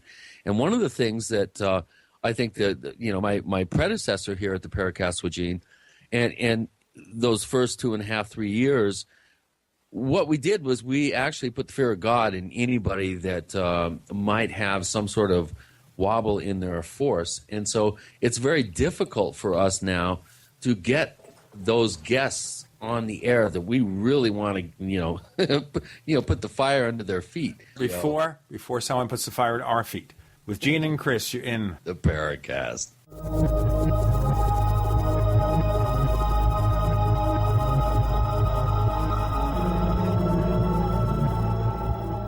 Are you tired of searching for great talk radio? Something more important. Search no more. We are the GCN Radio Network. Whether it's personal mail, whether it's business email, you want reliable, dependable delivery, freedom from spam, freedom from viruses. Well, Polaris Mail offers professional email hosting services for your personal or small business use. Each account uses 25 gigabytes of storage, an easy-to-use webmail interface, and full mobile sync. Sign up today for a 30-day free trial at polarismail.com, polarismail.com. So here's what happened. I was placing an order online. The site went down. It just stopped responding. It took hours before it returned, but I'd already placed the order with another company. If your site goes down, you could lose business. And if you have a business or personal site, you'll want to know it's easy to run and it will stay online. At iWeb, your site is hosted on one of the most reliable networks in the world. Check it out. iWeb.com. That's iWeb.com. Food storage? Check. Survival tools? Check. Weapons and water filters? Check. But what about a permanent source of cooking power that can run forever without buying fuel or paying for maintenance? Introducing Afterburner Stoves, home of the original patented rocket stove, the Kelly Kettle, and the Solo Stove. Afterburner Stoves has what you need and now offers all GCN listeners our complete preparedness package with the means to cook meals and sanitize water. Whether you dig in or bug out, cook almost any meal with just a handful of sticks. We already have the lowest online prices guaranteed. But if you enter coupon code GCN at checkout, we'll knock off an additional 15% and send you our amazing 6-hour solar rechargeable light bulb absolutely free. All for only $249. Visit AfterburnerStoves.com or call 866-716-5214. 866-716-5214. AfterburnerStoves.com. Cook hot meals with just a handful of sticks. Do you owe the IRS money that you can't pay? Are tax liens and levies ruining your life? Are you tired of being afraid just to go to the mailbox? If this describes you, then Dan Pilla can help. Hi, I'm Dan Pilla, and I've been solving tax problems for more than 30 years. In fact, I wrote the book that made it possible to negotiate settlements with the IRS, and I've helped thousands of people do exactly that. Call now at 800-346-6829 to learn how I can help you. You know your IRS debt will not go away by itself, but you don't have to live in fear anymore. New changes to IRS policies will help more people than ever before eliminate their debts once and for all. There's no need for you to suffer another day with IRS debt. Call 800-346-6829.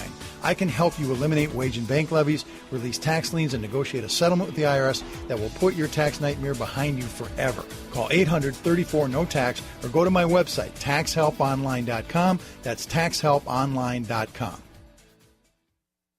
Alex Jones here with a message that could revolutionize health in this country. Going back about a year and a half ago, I began to learn about the incredible health effects of longevity products. Aaron Dykes lost 92 pounds. We're going to show you some before and afters.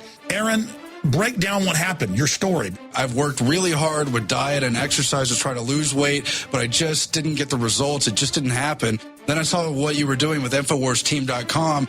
I wasn't even trying to lose weight, but I got it because I wanted to feel better energy. I wanted that nutrition. Didn't even understand how that could kickstart my own weight loss goals, but the products did that for me. I found myself suddenly losing weight, more energetic, wanting to exercise, wanting to eat the right foods. And they don't even advertise it as weight loss. I want to challenge our radio listeners to go to InfoWarsTeam.com, sign up as a distributor, and get wholesale pricing discounts at InfoWarsTeam.com.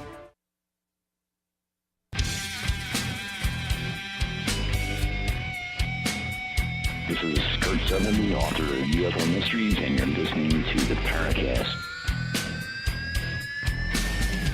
With Gene and Chris in the Paracast, we have Don Ecker, and one of the issues that Chris was raising before we did the break is the fact that there are some guests we'd like to put their feet to the fire, but they are reluctant to come on. Yeah.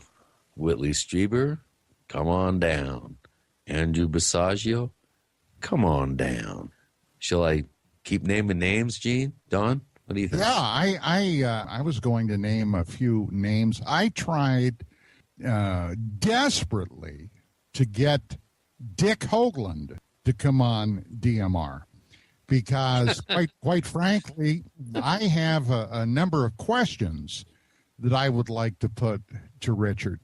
And back in the 90s, Dick was quite free and open to come on my original radio programs. And I guess it's been 2 years ago now that I had been in communication with Richard Hoagland up on Facebook through his Facebook account and was trying to get him to come on my show. And suddenly Dick quit responding to my invitations. I mean, not even to the point where he would say, Don, go to hell. I mean, it was just nothing, deafening silence. So I think that in a case like that, and some of these people like Basiago and some of these other people that have been making these absolutely extraordinary claims, if they refuse to come on a show that's going to have some honest questioning, and they will only go on programs that have no questioning, will accept everything they say without comment or remark, that it behooves us, Gene, Chris, myself, to be willing to talk about that on the air, if you will.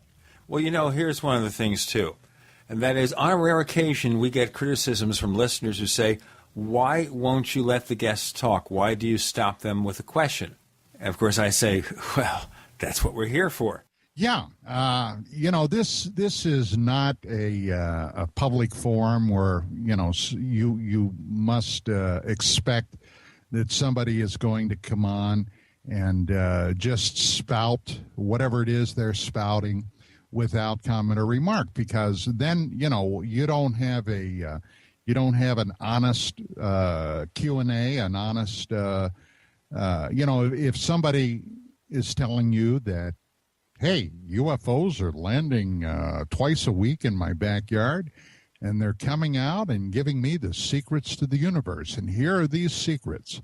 Well, I mean, a claim like that begs a million questions. Like, for example, okay, well, why don't you tell me when these nights are so somebody can go out and verify that, or take some photographs, or, any number of questions. So there it is. I mean, if you're going to do a show where you're trying to educate the audience that some of these claims, in fact, might be real, and a lot of them aren't, it falls to the host to provide the mechanism where these claims are examined. Well, this is why we continue. This is why we persevere, and this is why we continue to try to get these guests on. Now, I remember the encounter I had with the one, the only Whitley Strieber over at this UFO event outside of Scottsdale. Chris, you weren't with me at that point. You were with me in the sense of you were on the scene, but did you hear? I wasn't standing there right when you first initially approached him. I was there when you said hello to him for a second time, and he kind of, he just put his nerdy professor look on, kind of hung his head and waggled it and walked away. But, Whitley Strieber is someone that we would love to get on the show. There's a number of people that we would love to really dig into, why they are receiving the amount of attention and credulity out there in the community. Alfred Weber, I could rattle off a list of names. Laura Eisenhower, this new guy that's on the scene. What's his name? Dietrich. I would love to talk to this guy. Very interesting character, but I think our reputation precedes us, and people have been maybe advised, well, if you don't want to have to deal with the hot seat and the heat in the kitchen, you maybe better kind of turn down an invitation from the Paracast or from Dark Matters, for that matter. So, we're running this kind of weird tightrope of being entertainment and open enough and not being too critical in the minds of the people that really need to be exposed. Present company, before mentioned company excluded. Well, I don't know if necessarily the right adjective is these people need to be exposed. I think these people need to be questioned. I think the claims need to be examined. And that's kind of what I meant. By exposed, I mean exposed to a critical audience. Yes, absolutely. I think that's the other thing about the paranormal field. A lot of people listen to these shows with the expectation of being entertained. They don't care if it's real. They don't care if there are UFOs or not, or ghosts or not, except in a very, shall we say, superficial way. They just want to be wowed. And unfortunately, there are a number of venues where they can go for exactly that purpose. But it's never been the Paracast. It's never been Dark Matters Radio. And if you want to, at least watch a number of people try to get to the bottom of some of these claims, then those are two programs that I would suggest do that. The Paracast traditionally has always been viewed in that regard, and so has My Dark Matters Radio. Now, one of our more interesting episodes is when we were discussing on occasion a certain figure in UFO research who co-wrote a book with Dr. J. Allen Hynek, claiming to have a doctorate from MIT and all these other credentials, and it turned out all that stuff was a fake.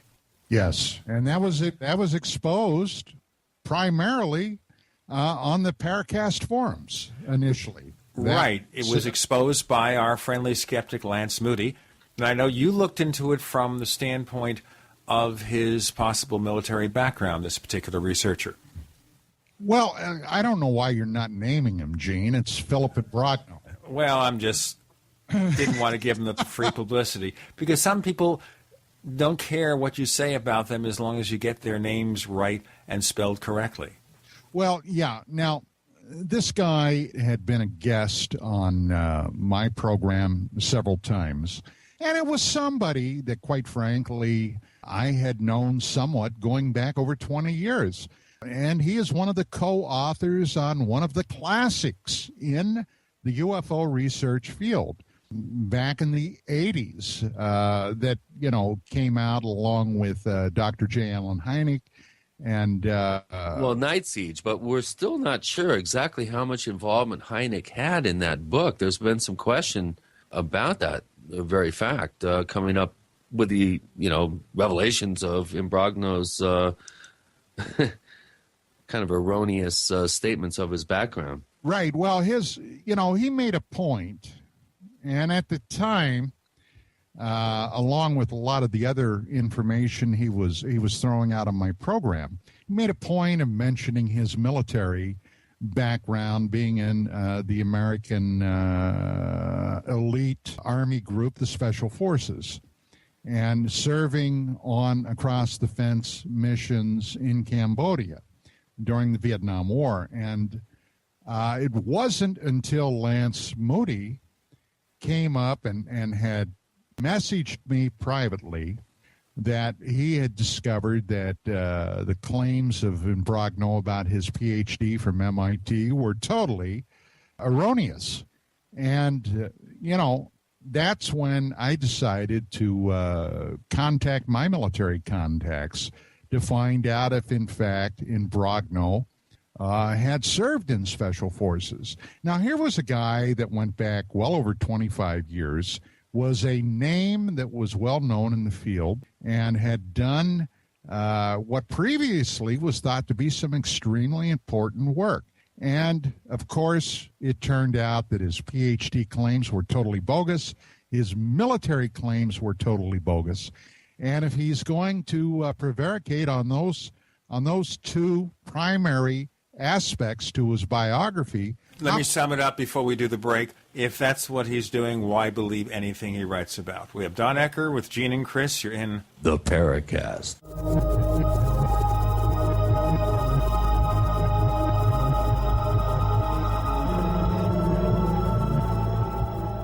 The GCN Radio Network, providing the world with hard-hitting talk radio. GCN. Great talk radio starts here. Hi, this is Ted Anderson. If you'd like to listen to GCN programs on the go, I have great news. GCN has created a Droid and iPhone application, and it's free. Just as easy as going to GCNlive.com, click on the banner, and download. Before you know it, you'll be listening to your favorite hard-hitting GCN shows, live or on demand, right on your Droid or iPhone, 24/7 and on the go. So download the Droid and iPhone app free by clicking on the banner at GCNlive.com. Thanks again for listening to GCNlive.com. Again, that's GCNlive.com. Hi, this is Ted Anderson. Have you ever wondered why banks, stockbrokers, investment advisors won't talk about gold IRAs? They've been available since 1986, yet the financial industry won't recognize the value of gold for your retirement. Gold has outperformed paper investments, yet no word about IRAs. If you would like to have gold for your retirement, call 800-686-2237. Don't get left behind by rising inflation and low returns. Call 800-686-2237. Secure your future and call 1-800-686-2237. Fight back this cold and flu season with the world's best garlic extract, Ali C. Why Ali C? Because it helps your body fight viruses, bacteria, and fungi. Ali C has been scientifically proven in double-blind studies using low doses to greatly reduce the number, severity, and duration of common colds. Ali C contains 300 milligrams of stabilized allicin, the active ingredient in crushed garlic. Studies show Ali C is effective against MRSA, bacterial, fungal, and viral infections. One tablet of Ali C has the equivalent of 40 cloves of garlic.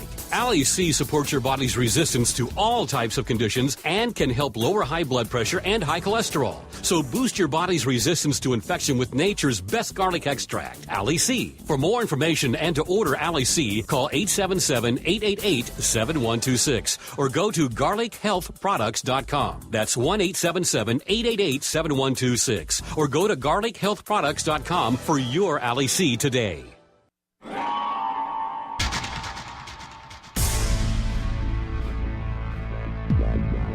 Welcome back to the Paracast, the gold standard of paranormal radio. And now, here's Gene Steinberg. With Gene and Chris on the Paracast, we're doing our last show of 2012 with our good friend Don Ecker, who's our favorite critic. He stands with us in trying to expose the fakers. By the way, Chris, we did have a short thread in the Paracast forums at forum.theparacast.com where we had a question bank that we opened up for Don Ecker. We do? Yes, and a couple of questions. I think one of them I already answered with Don kind of early on in the show, and I'll look at that and make sure we don't get to that particular question again because I'm sure people don't want to hear the same thing over and over again. Don, we have some questions here in the question bank from our very faithful posters here at forum.theparacast.com, and Ward is a longtime poster. He's one of our longest veterans at the forum, and he wonders about your support of the STS-48 footage that you broke on Larry King. Do you still believe that it shows something anomalous and not frozen particles floating in space? Yes, I do. That is a case that has basically haunted me for years. And in the exposing that story on STS-48, after I had been made aware of it from a UFO investigator back east who sent me the footage originally, and this is something I always try to, I never try to hog credit to myself where it's not due. And this is a guy, and I've mentioned his name, many times in the past, was a fellow by the name of Donald Ratch in Maryland. And Don sent me that footage, and when I looked at it, I got to tell you, the very first time I ever saw that footage, it floored me. It was one of those, oh my God moments, okay? And I, in turn, got in touch with the producer I knew on CNN, who produced the Larry King show at the time. And he invited me to go down to CNN here in Los Angeles. And they beamed that film back to him in Washington. He looked at it, and he said, oh, yeah, we gotta get this on the air. So, like Larry King always did, he wouldn't ever just look at a story and discuss the story. He always had to have a pro and con. So they solicited from me names of skeptics that they could bring on with this particular story. And, of course, at the time, this was back in June of 92, I suggested Philip Klass. And for whatever reason, Klass didn't want to go on. So the next guy that I suggested to them was Dr. James Oberg. And Oberg, who was a contract scientist working with NASA, accepted. Now, regardless of how you feel about this story itself, if you watch that episode, and you certainly can watch that episode, it's up on YouTube, I believe.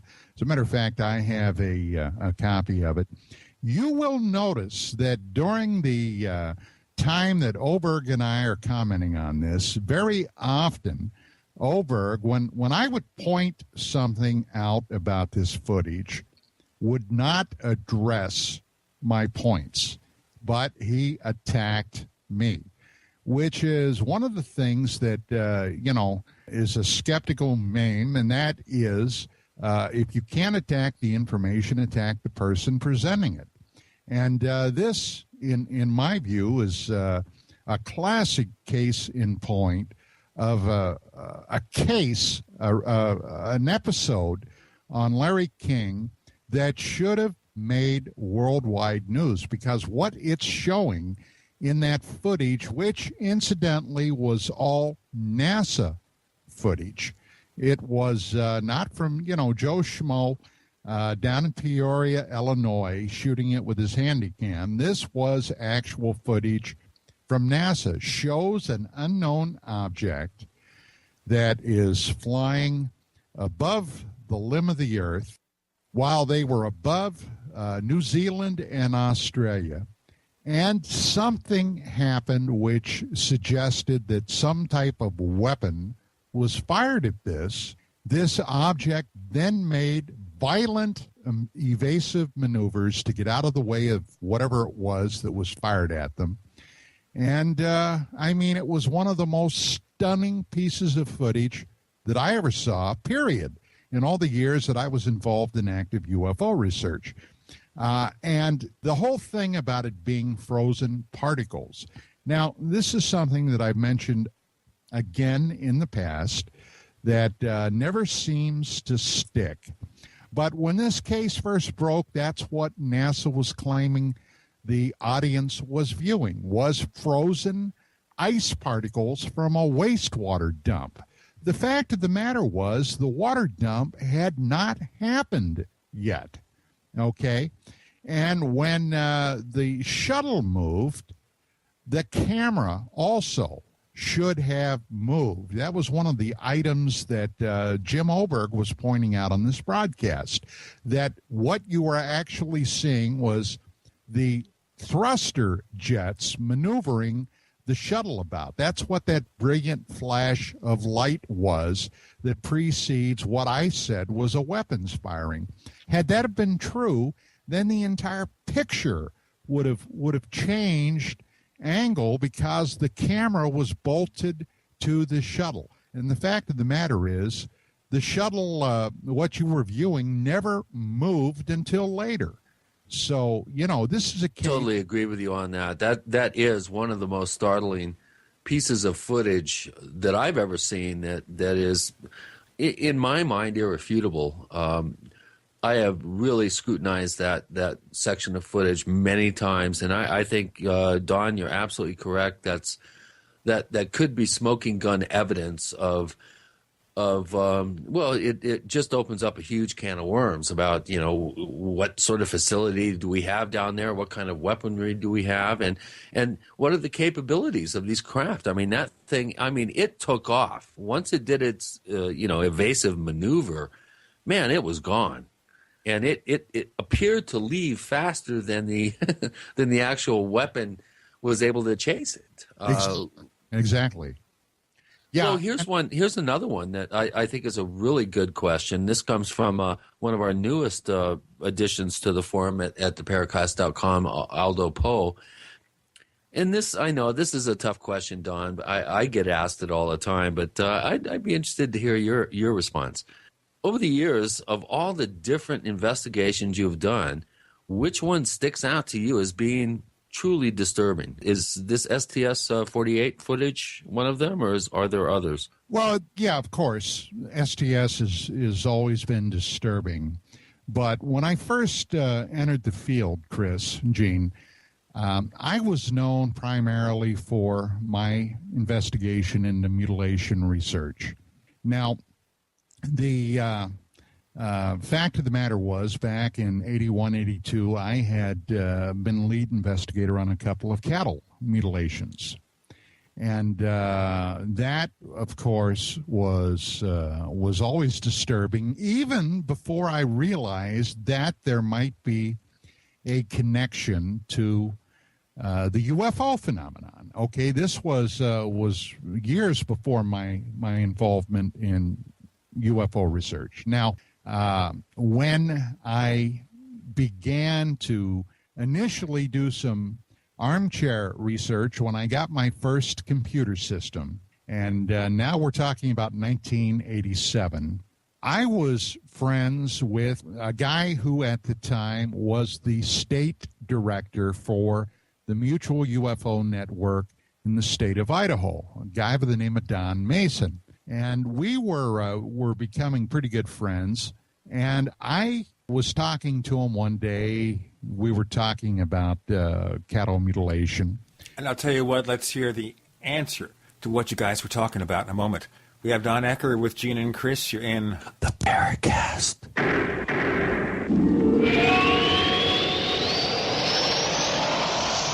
Attack of the Rockoids has been well received by critics and readers alike. It's a thrill-a-minute story you'll never forget. A former U.S. military intelligence officer is haunted by intense dreams about a beautiful woman pleading for his help after a terrible battle in outer space. But the dreams turn out to be true and thrust him into a telepathic love affair with a woman whose faraway planet is intent on destroying the Earth. And now the gripping tale continues in The Coming of the Protectors. It's the second book of the Rockoids trilogy, a galaxy-spanning adventure that pits our hapless heroes against powerful, fanatical enemies that threaten the lives of freedom-loving beings everywhere. Attack of the Rockoids and The Coming of the Protectors, classic science fiction at its best, available now. For more details, visit rockoids.com.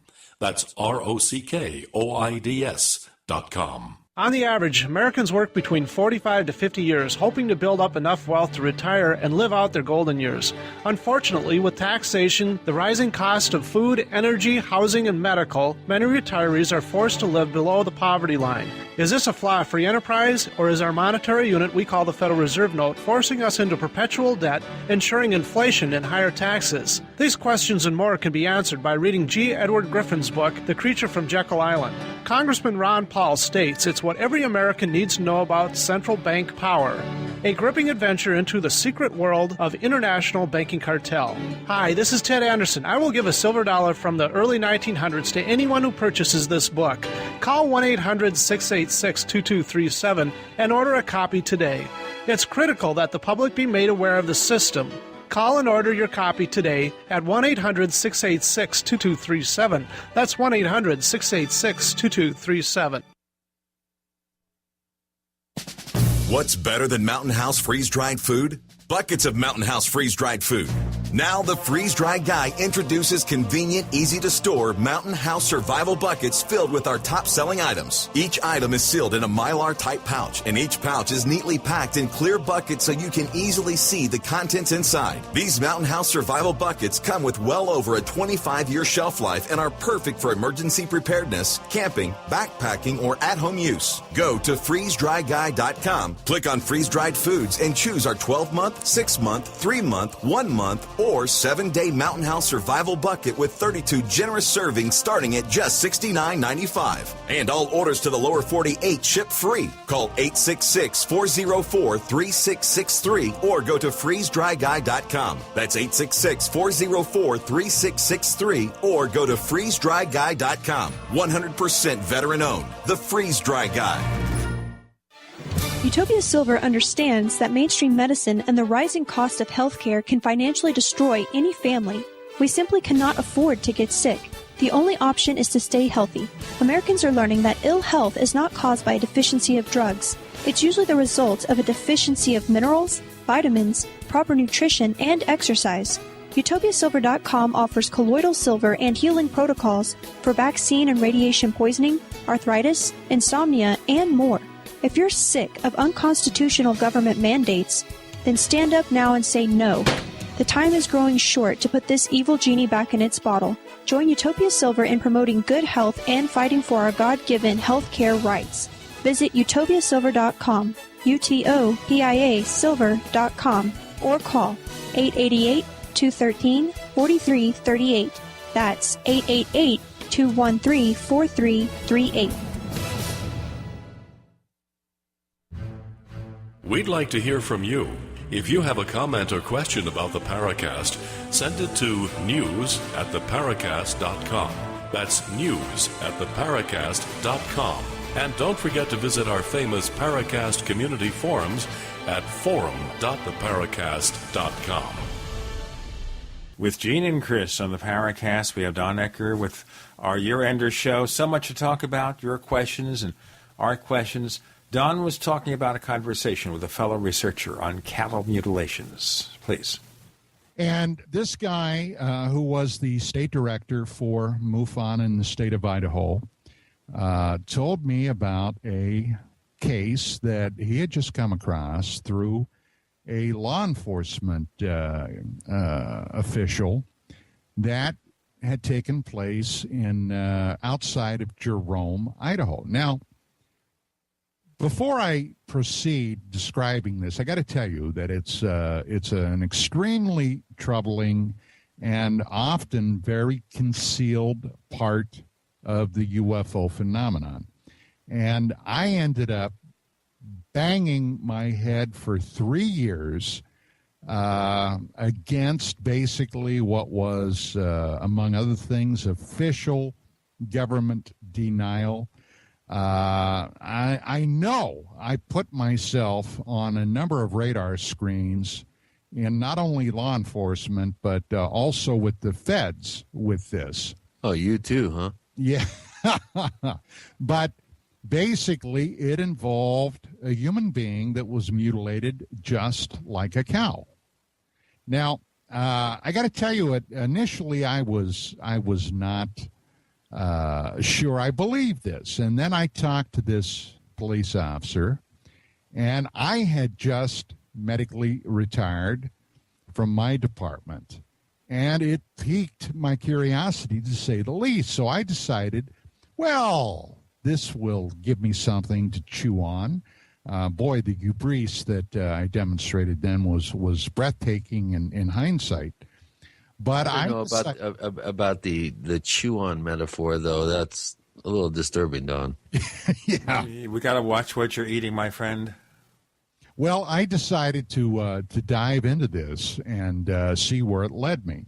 Now, initially, I began calling a number of researchers and talked to a number of researchers, and it was amazing in the reaction that I got. And I went to several brother police officers and requested that on my behalf they make inquiries into the NCIC computer database back east, which is held by the FBI.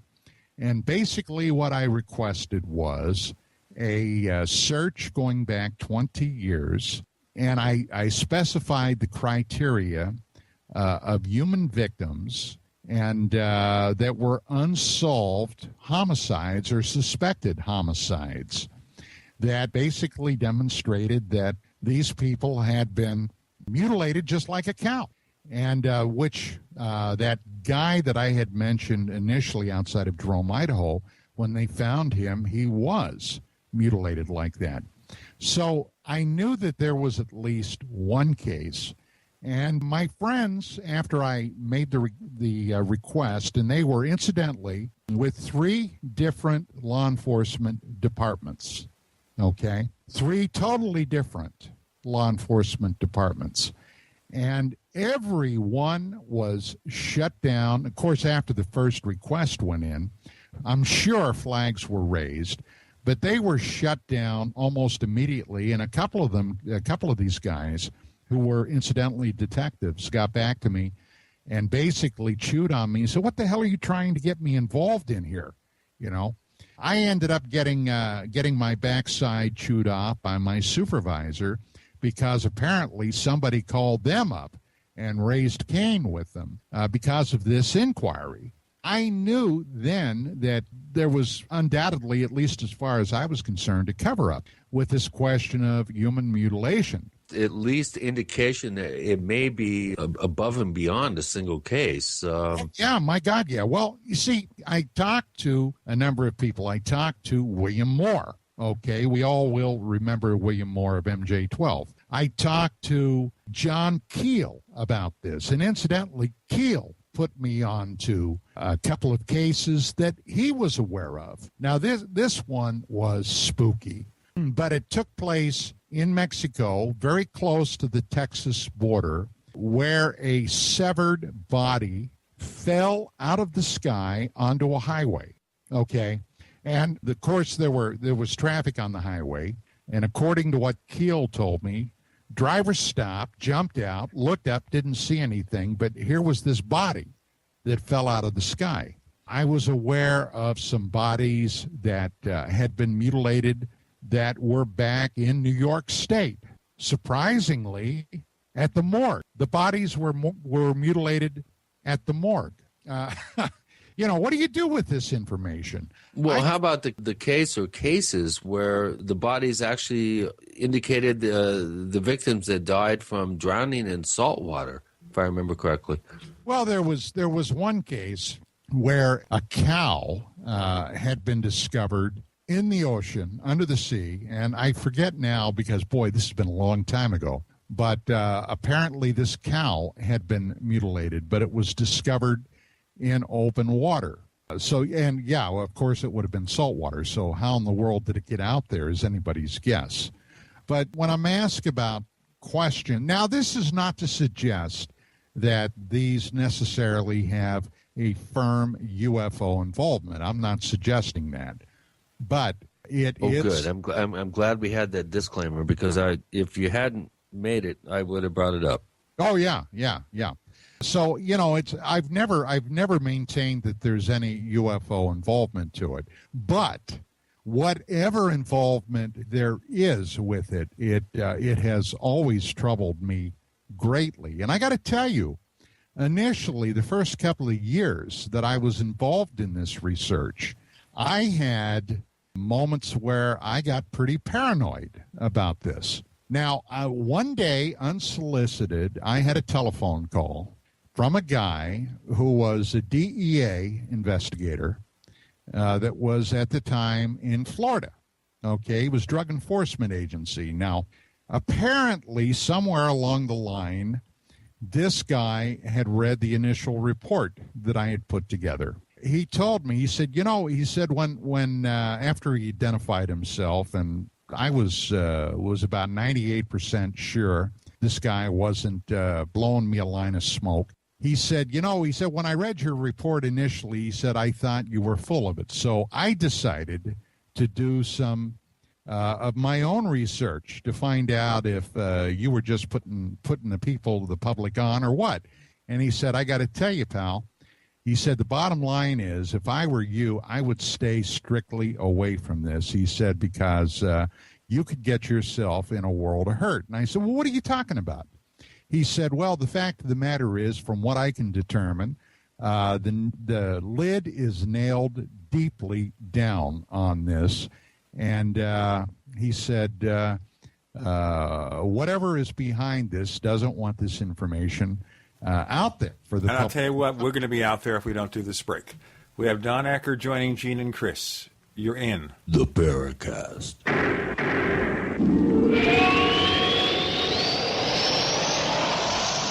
America's #1 source for independent talk radio for over a decade.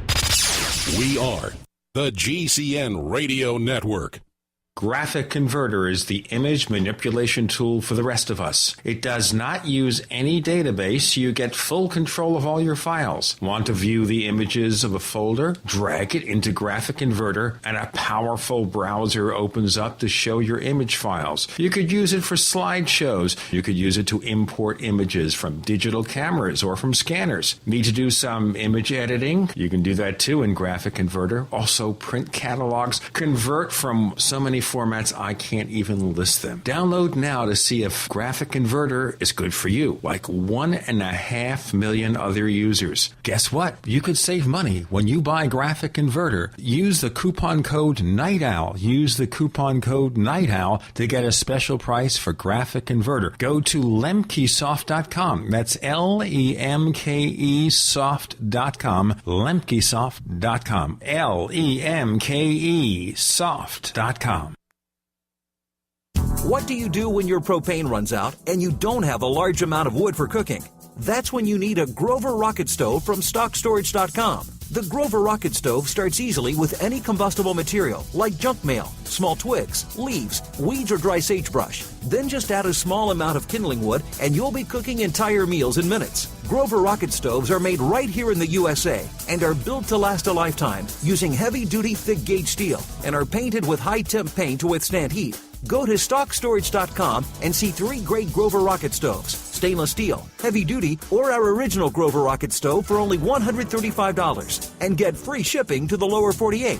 For phone orders, call 801-361-6984 or go to StockStorage.com. That's 801-361-6984 or StockStorage.com. The original Grover Rocket Stove Minimal Wood Use Cooking Stoves. Available exclusively from StockStorage.com. If you owe the IRS back taxes, listen carefully. Sweeping changes to IRS policies will help more people than ever eliminate their tax debts once and for all. And now, thanks to Dan Pilla, you can get the tax help you need to end your tax nightmare. Hi, I'm Dan Pilla. I've helped thousands of people reduce or eliminate tax debts they couldn't pay. And after more than 30 years of experience dealing with the IRS, I can tell you there's no such thing as a hopeless tax case. With the IRS's new policies, it's easier than ever to put your tax debt behind you once and for all. Call now at 800-346-6829 to learn how I can help you. You know your IRS debt will not go away by itself, but you don't have to live in fear anymore. Call 800-346-6829. Learn how I can help you eliminate wage and bank levies, release tax liens, and negotiate a settlement with the IRS that will put your tax nightmare behind you forever. Call 800-34-NO-TAX or go to my website, taxhelponline.com. That's taxhelponline.com.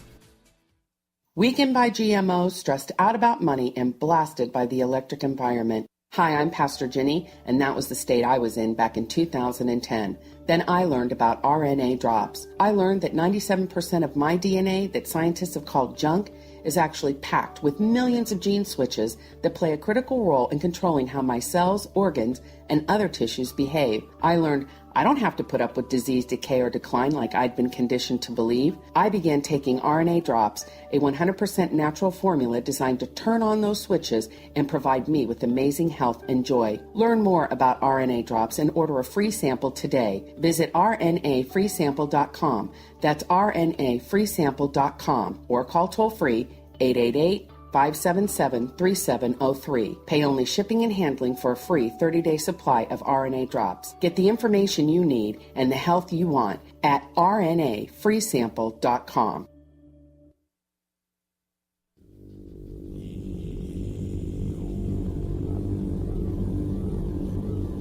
This is Jacques Vallée. You're listening to the Paracast, the gold standard of paranormal radio.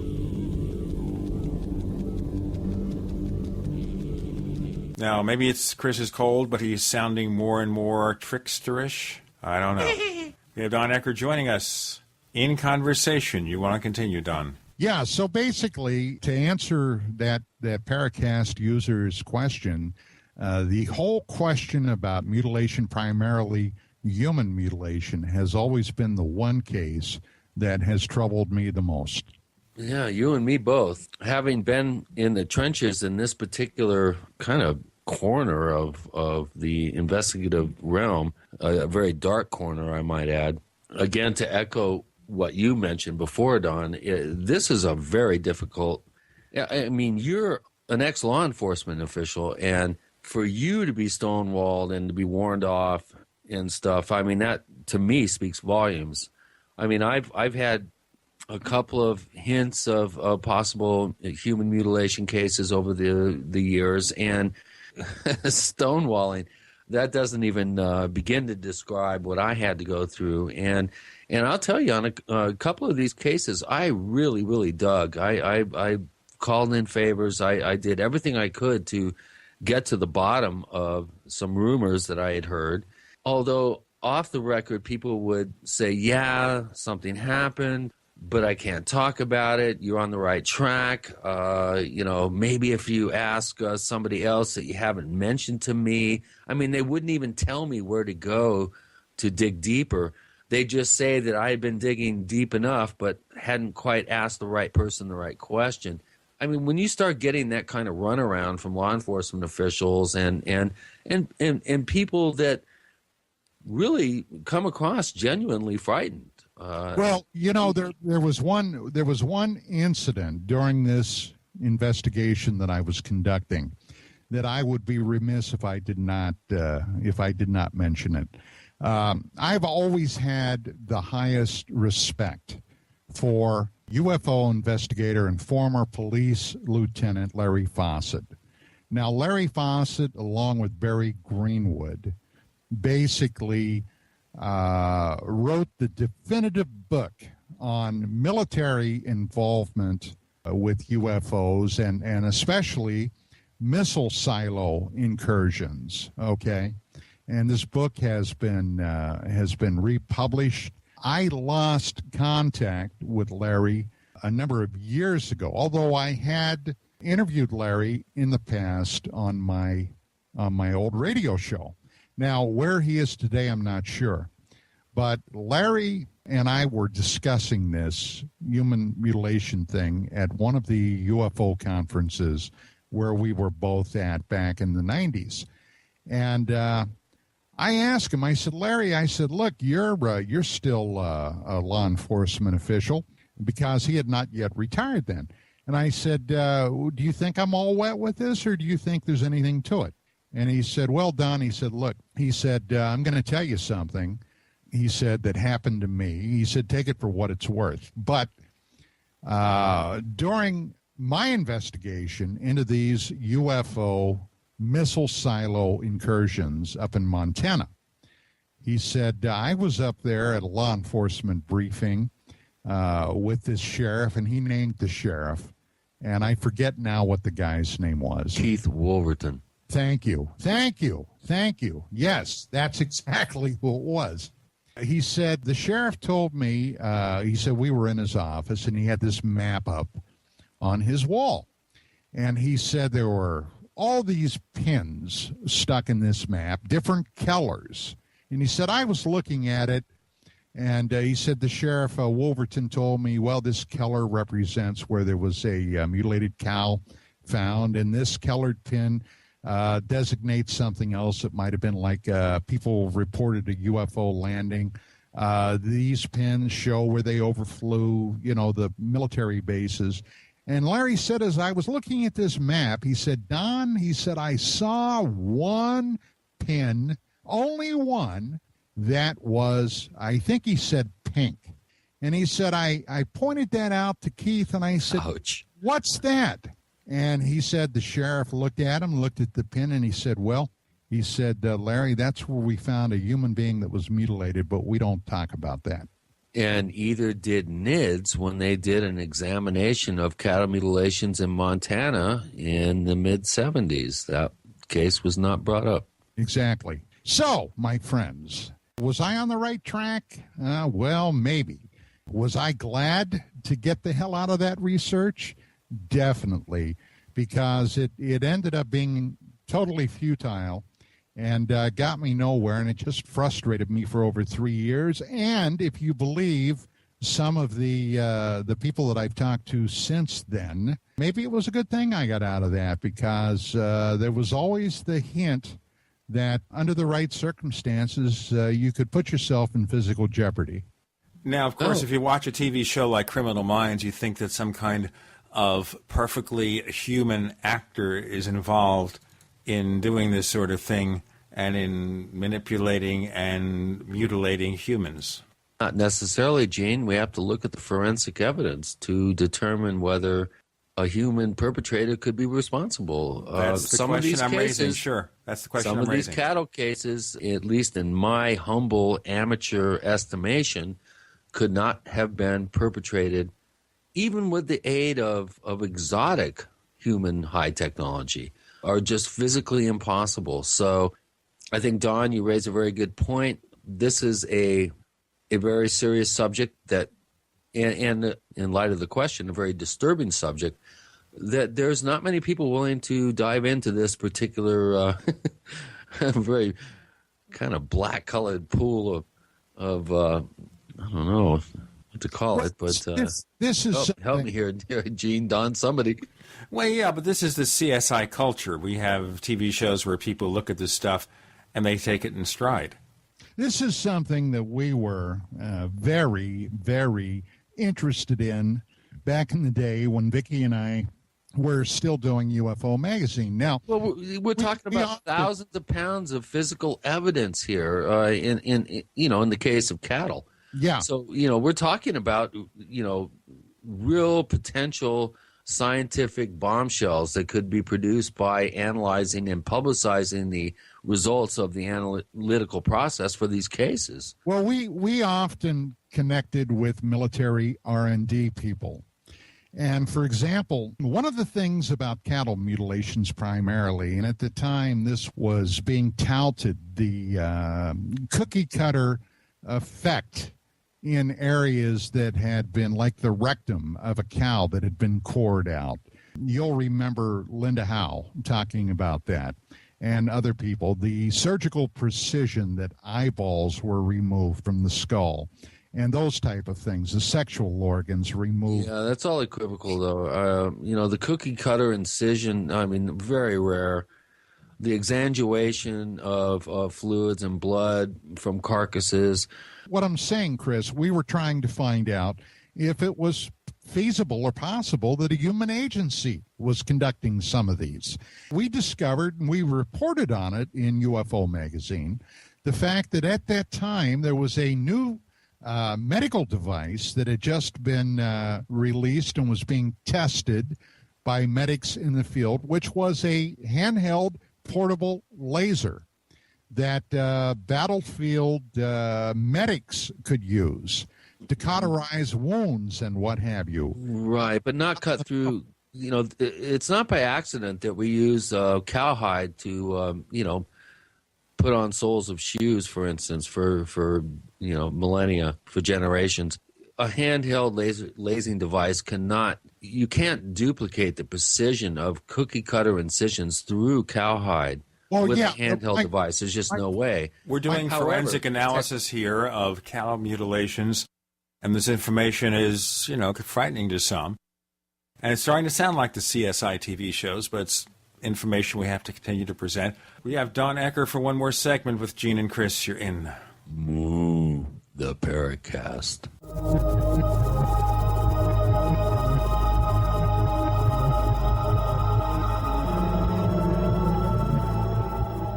Are you tired of searching for great talk radio? Something more important. Search no more.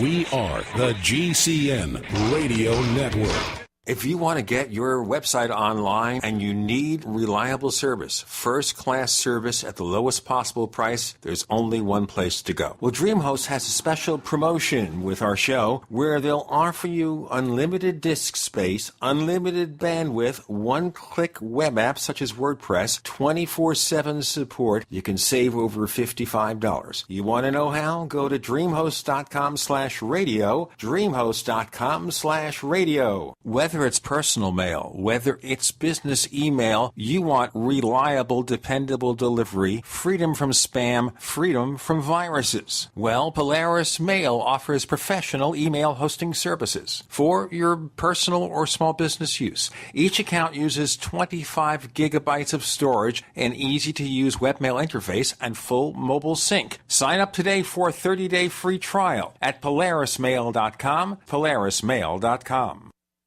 Attention, this is an announcement for our listeners who drive gasoline vehicles. Federal Consumer Protection has confirmed that there is now an automotive accessory that exceeds its own fuel-saving claims. Consumer Protection has confirmed that most gasoline vehicles will get 22% more miles per gallon with an accessory called Platinum 22.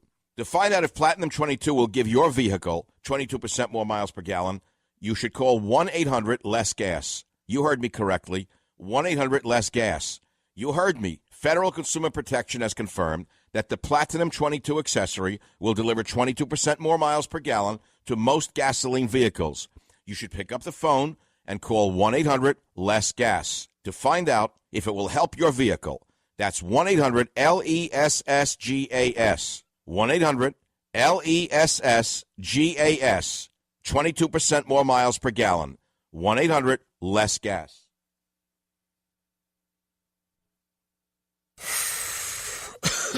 Are you still a traditional smoker? Now experience a new lifestyle and try vaping with e-cigarettes by LeSig.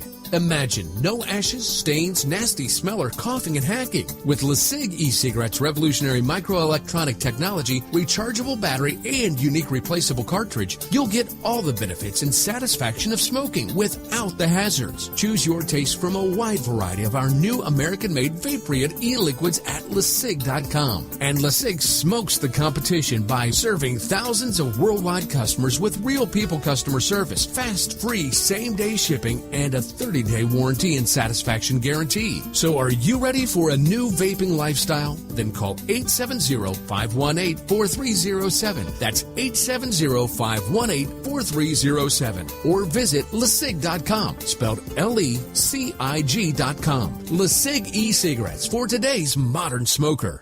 You know what happens to your digestive health around the holidays? Right. Unusual schedules and foods you don't normally eat can cause upset stomach and indigestion. But you can prepare your digestive tract with Pro-EM1 Probiotic Cleanse from Teraganics.com. Pro-EM1 is all natural and made with certified organic ingredients. It contains no genetically modified ingredients or preservatives and has no animal products, wheat, soy, dairy, or gluten. Pro-EM1 does not require refrigeration, so you can take it with you, over the river and through the woods to Grandma's house. Pro-EM1 supports a healthy, regular digestive system, supports weight loss, and improves absorption of food nutrients. Improve your digestion and keep off those extra pounds with Pro-EM1 Probiotic Cleanse. Call or click Teraganics.com, spelled Teraganix.com. Toll free 866-369-3678. That's 866-369-3678. Terraganics. Life's getting better. This is Leslie Kane, and I'm with the Coalition for Freedom of Information, and you are listening to the Paracast. Okay, so when it comes to cattle mutilations, we're going to get imitations of cows mooing from Chris O'Brien, our favorite trickster. We have Don Ecker exploring the ramifications of these episodes. Continue, Don. Yeah, well, my point in the last segment, what I was trying to get out there is the fact that we at UFO Magazine then were trying to look at all aspects to find out if we could come to a common consensus of what might be responsible for at least some of these cases. Don, you know there's no one-size-fits-all answer. It's multiple groups with multiple agendas, at least in my humble estimation. This is a much more complicated scenario than someone like Linda Moulton Howe would say, or someone that's totally out there like David Perkins, thinking that this may be cultural stigmata, that we're collectively in the unconscious way manifesting cattle mutilations to warn ourselves off cattle who are detrimental to the environment. I mean, there's so many nuances and permutations of thinking here, but the bottom line is we have thousands of pounds of physical evidence. And anybody that doesn't understand the gravity of that and how we could really, with the powers of diagnostic science, really take the ball and run with it if we were allowed and we had the budgets. And you know, what's going on with NIDS? They had one of the most incredible cases on record up on that Sherman Ranch. They had a calf that was mutilated with the rancher and his wife in the same field, hundreds of yards away from the calf, within line of sight. And they turned around, came back within, I think, 12 minutes maybe. That calf had been mutilated. There was a veterinary pathologist and a team of scientists on site that same afternoon. I mean, we need to see the results of the data, analysis and data gathering process that we know has gone on. Oh, you get absolutely no argument from me, but the fact of the matter is you never will see it because Bigelow and the NIDS team will not release that. Now, the big question is, why not? What is it about this research that causes them to withhold this information, which is still as viable today because, hey, the mutilation thing is still ongoing. It's still happening. Now, if this were, in my opinion, strictly a human agency carrying this out, and it's been happening and it has been reported on since at least the 60s, there's no doubt in my mind that at some point somebody would have been found in the act of perpetrating this crime, and nobody has been. There has never been anyone arrested, successfully prosecuted, or anything else. Well, I have law enforcement sources that have gone on the record saying that they have enough evidence to name names. So, I mean, we haven't gotten to the point of a conviction, but... Well, then why haven't they? Well, because money is power. Power has influence. Influence makes things happen.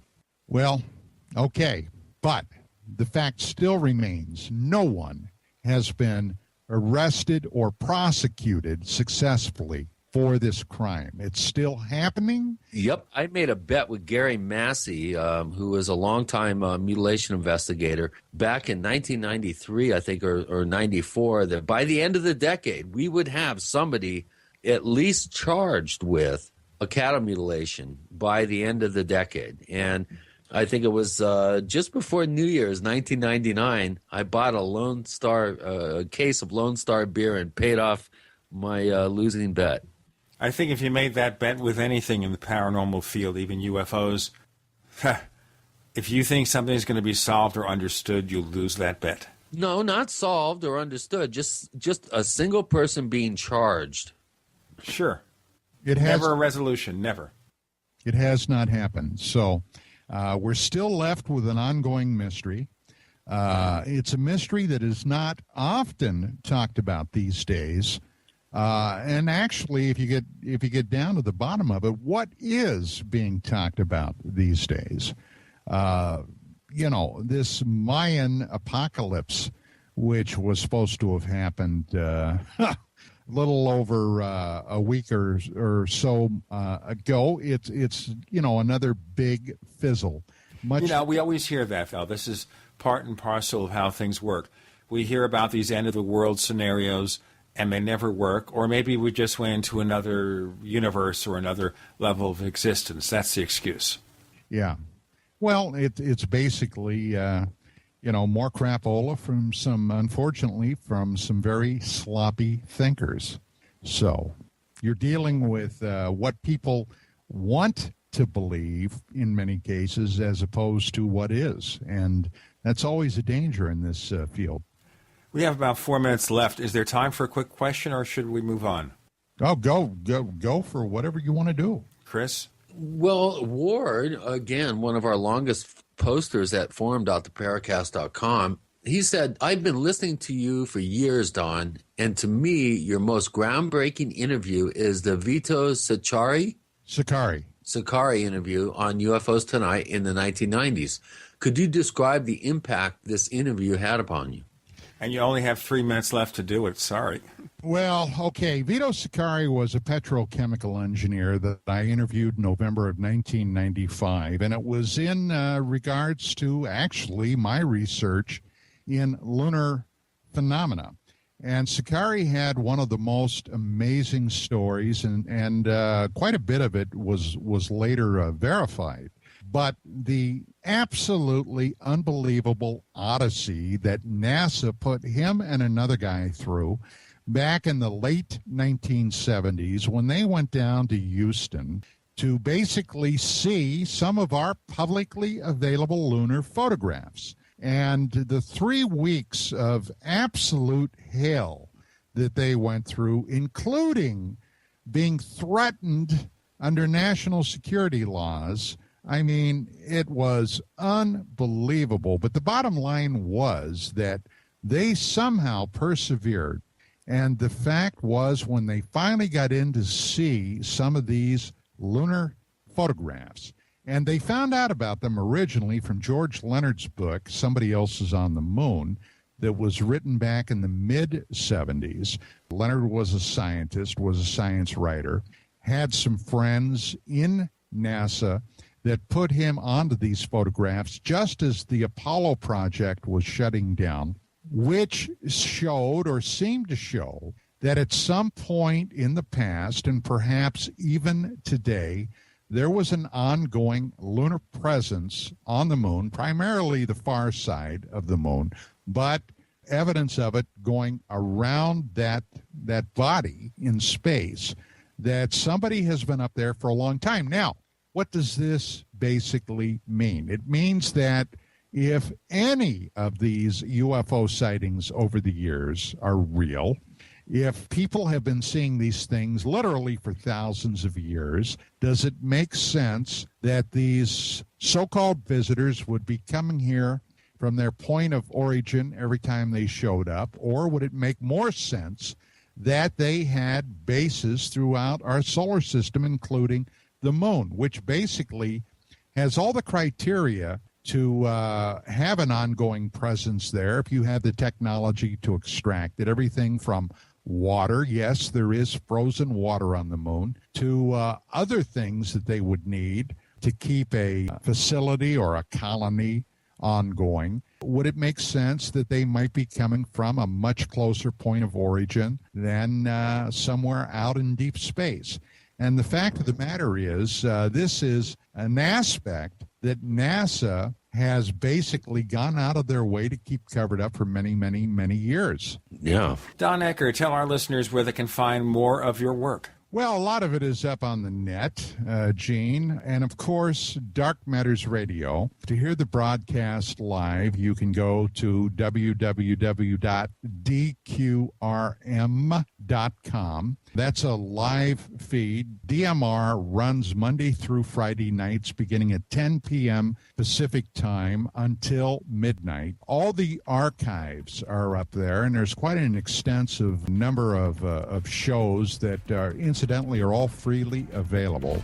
basically, I'm no longer involved with UFO Magazine, and the only other place to see a lot of my work is on the Dark Matters Radio Forum, which is on the Paracast.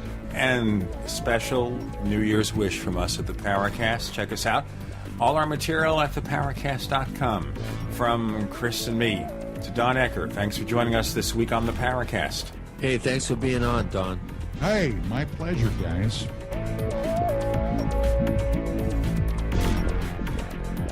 The Paracast, featuring Gene Steinberg and Christopher O'Brien, is a copyrighted presentation of Making the Impossible, Incorporated. Tune in next week for a new adventure in The Paracast.